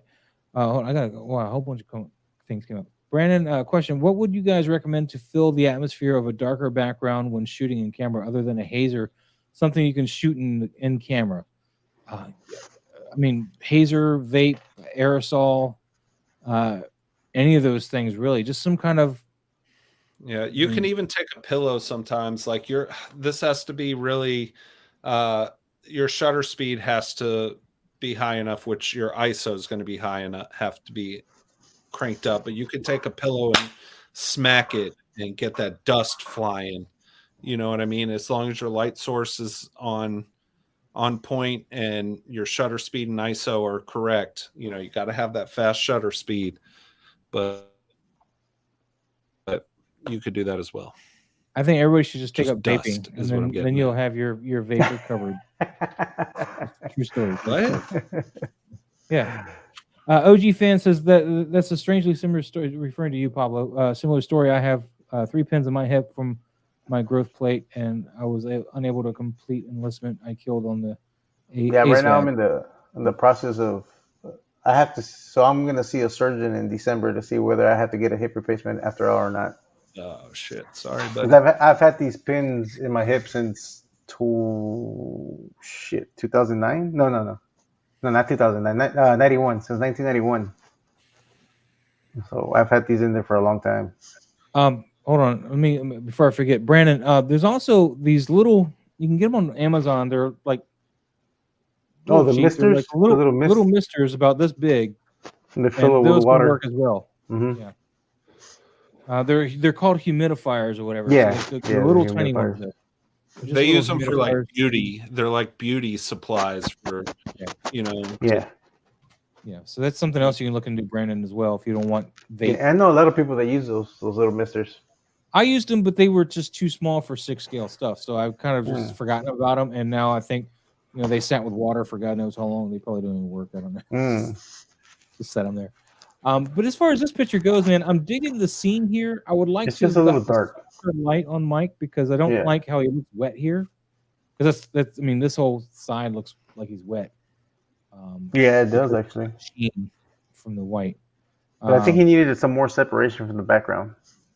Just a little bit. Just a little. Just like a little. He needed a little bit more of a rim light, or especially on the lower part where his arm is. It just blends in way too much with the shadow of the back. OG fans talking to you here, Pablo. Just I hope you guys have that little bit there, and I'm gonna move on. Yeah. Adrian photography though, I dig this shot. Like I said, I would just try to get the plastic out of there, and I do agree with Pablo. Maybe try to pull his arm out of the blackness a little bit. Yeah, just Ian, a was little there bit. anything Not a whole lot. On that one? I'm sorry. Was there anything you want to add about this one? I really like the background. I like. I mean, it feels like. I think this is a very well lived in scene. The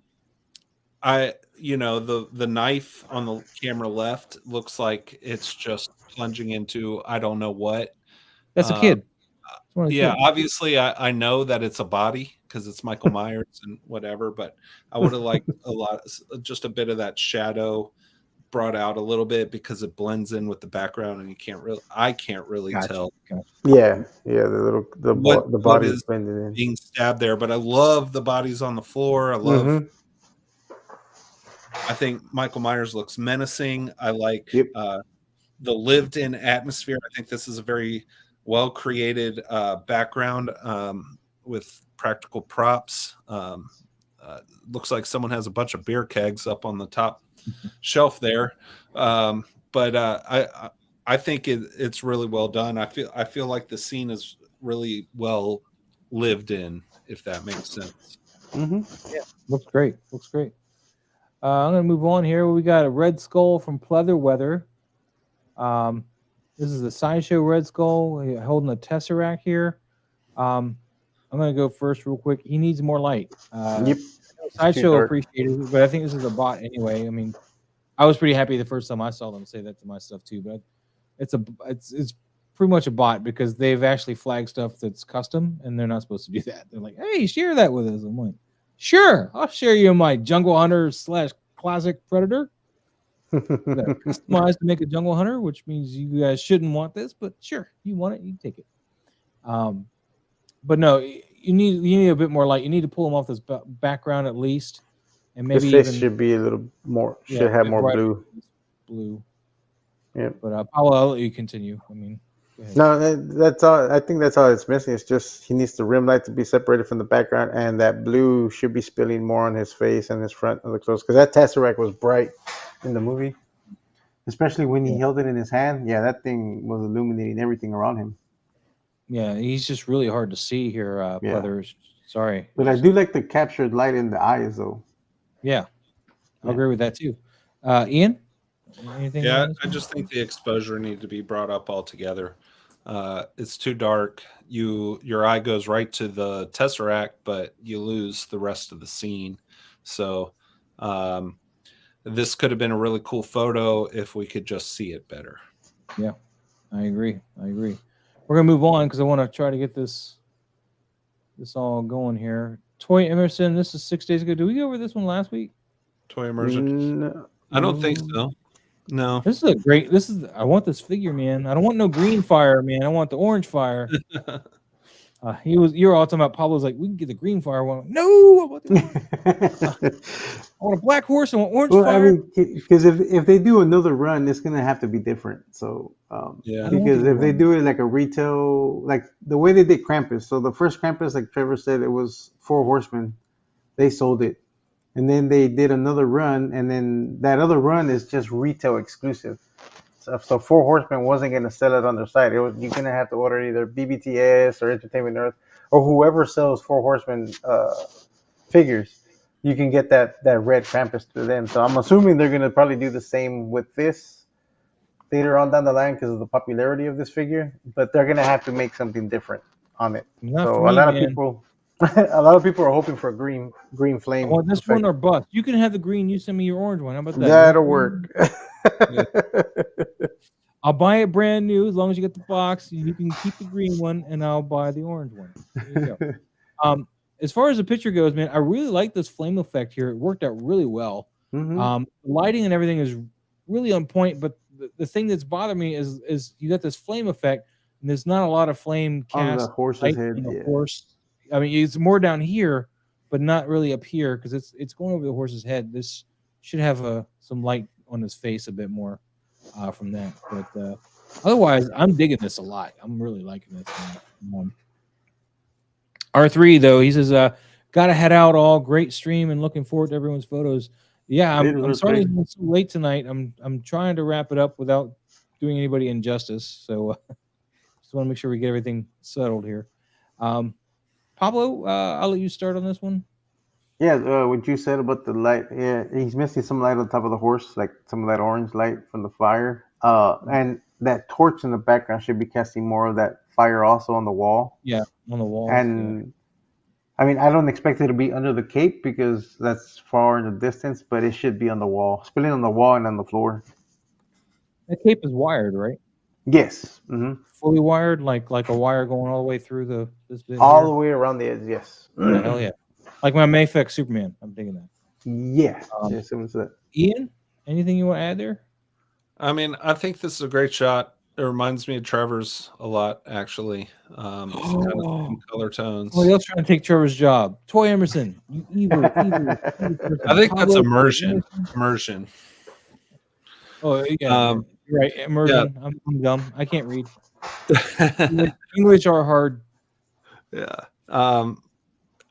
This is a cool figure. I'm kind of upset I slept on it. I had the option to slept, dude. I was like in a coma because I didn't even know about it. It was just like I knew about it. I was just like, I'm not going to use it outside of the Halloween season, and I don't really have the money right now. But it's such a cool figure for sure.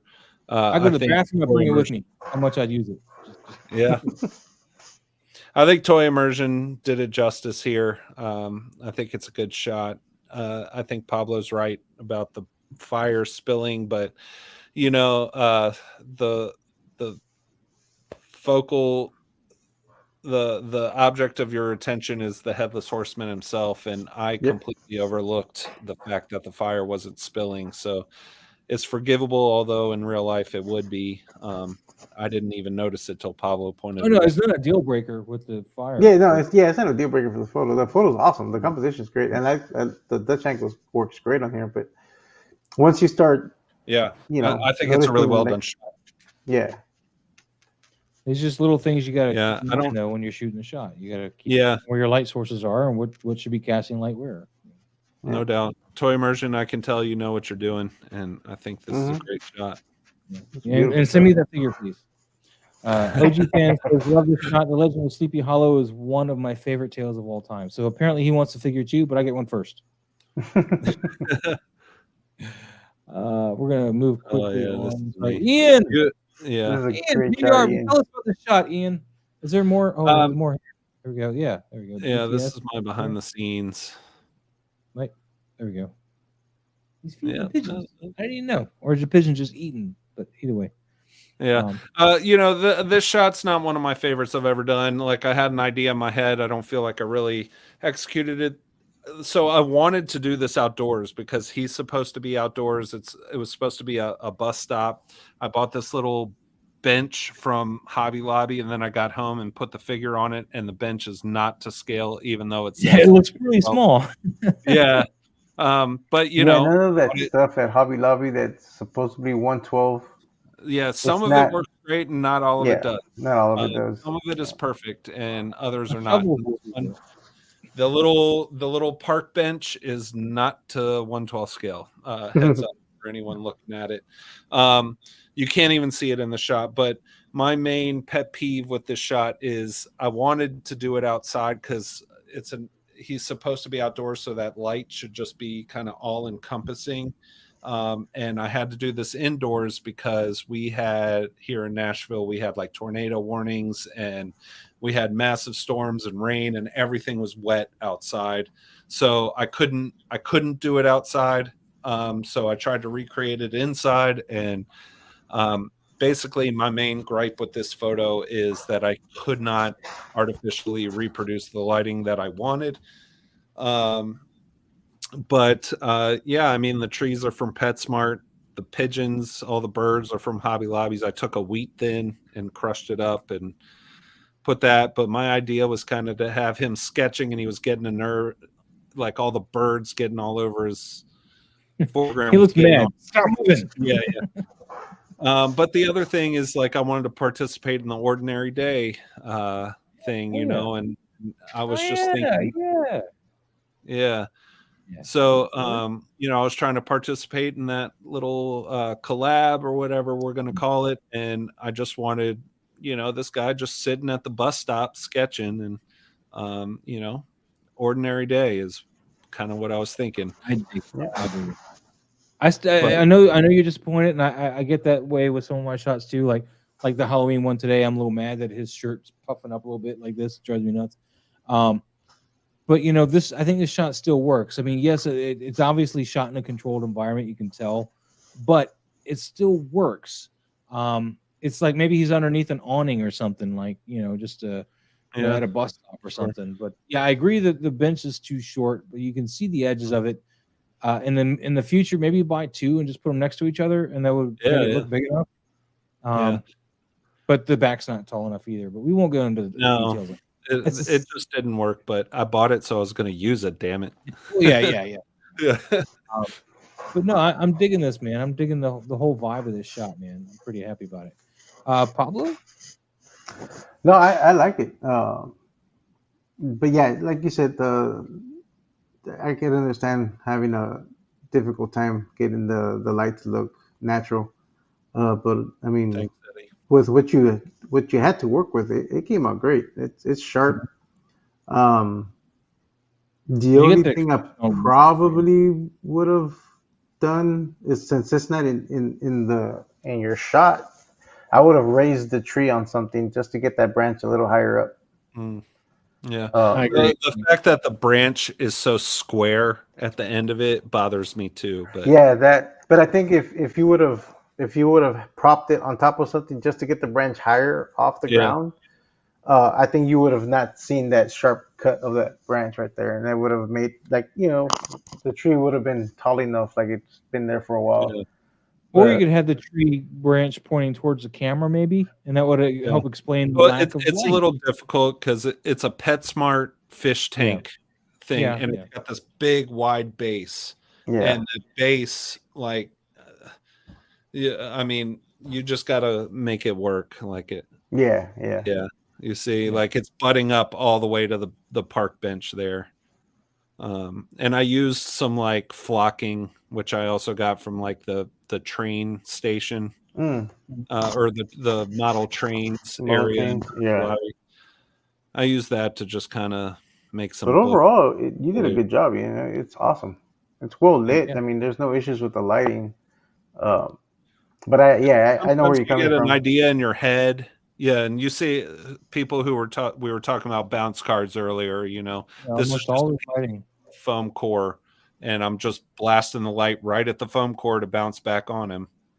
And you're using the round diffusers too, at least this one. So not only is Yeah. it bouncing heavily off of here, but some of it's leaking out to the sides, which is fine.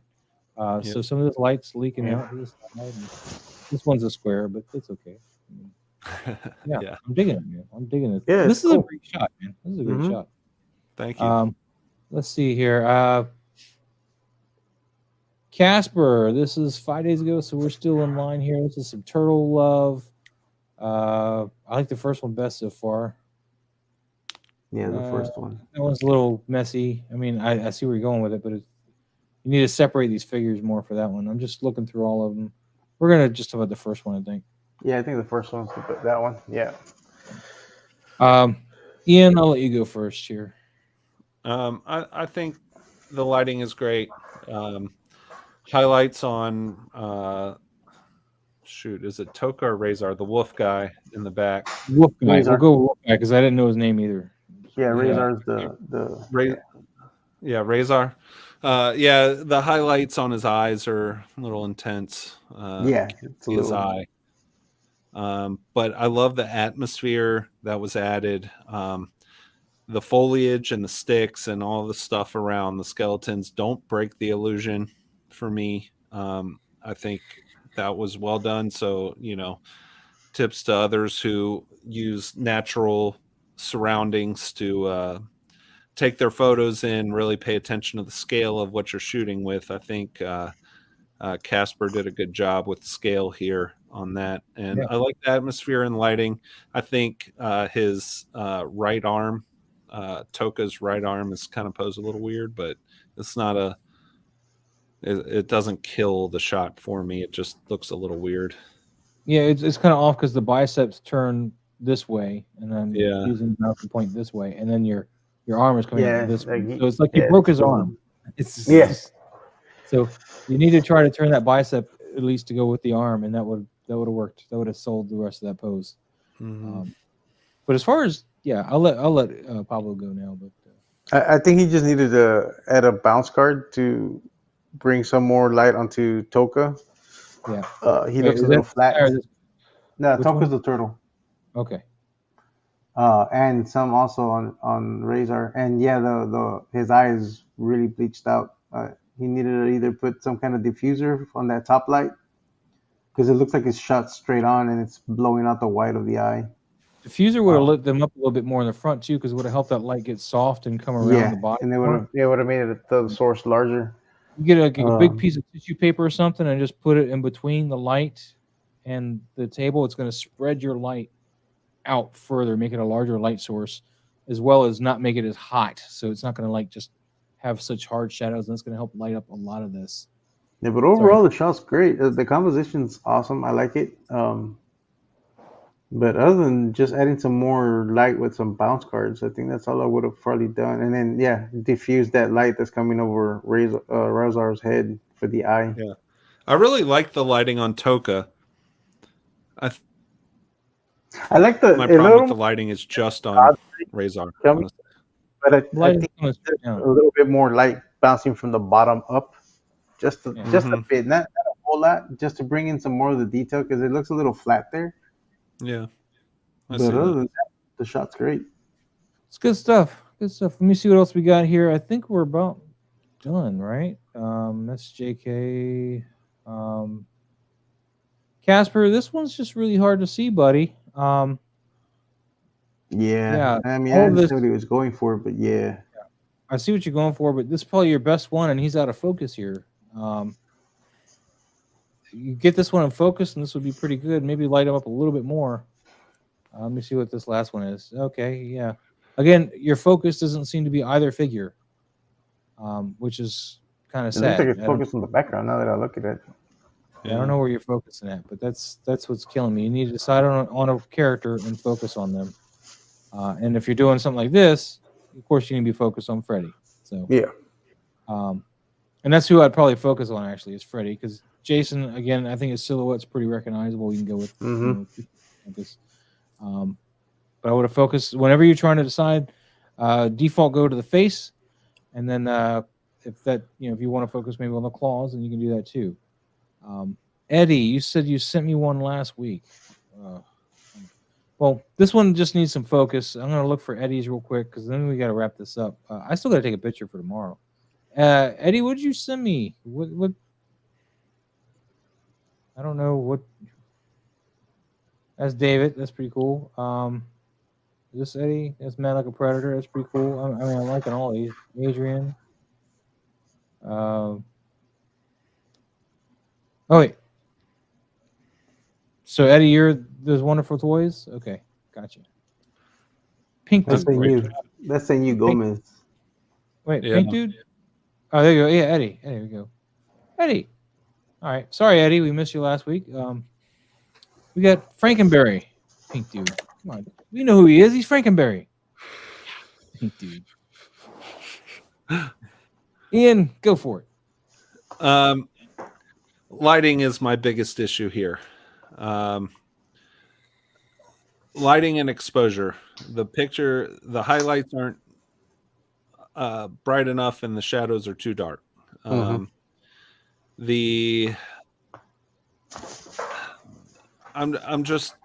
can tell you had a light kind of coming up. It was probably too low. Instead of shooting more straight on, you caught the lip of the diorama there, which is creating that shadow and blocking the light from the figure. I mean, really, like when it comes to any kind of living creature, really the eyes are the most important. You always want to focus on the eye and make sure your eyes are lit. And I think the Dutch angle might be a little too much. Maybe just a little, like if you're going to do a Dutch angle, I feel like subtle is more. Yeah, for this one is too much. Yeah. He's on the Titanic. It's sinking. Oh, that explains it. I kid. So, I mean, my biggest issue with this, I mean, would be composition and lighting. If you want people to focus on the figure, you need to be tighter in on the figure. Less background I feel like this picture would have benefited from less background and more figure. And just really have, as Trevor put it, motivated lighting, lighting with a purpose. You don't want to just throw some lights out there and be like, okay, he's lit. You want to have a conscious thought about, okay, so he's on a building, he's in the city. Where are those lights going to be coming from? It appears to be nighttime. There's no moonlight. You just kind of want to think about when you're taking your picture and setting up your lights, you want to think about the environment your figure is in and where that light is going to be coming from, because you want it to make sense. And that's really important. So I would have lessened the Dutch angle, cropped in tighter, and had more motivated lighting. I'm going to be using that term a lot now. Thanks, Trevor, if you're still there. Blame Trevor. Eddie says originally I wanted to make them like police sirens is what he wanted to go for. All right, so let me go over how you would want to do that shot real quick. Let me see if I have an example. I know I had one on my old account. I don't know if I have one on the new account. If you want to do police lighting or something similar, I think it's on my old account. Yeah, I'm pretty sure it is.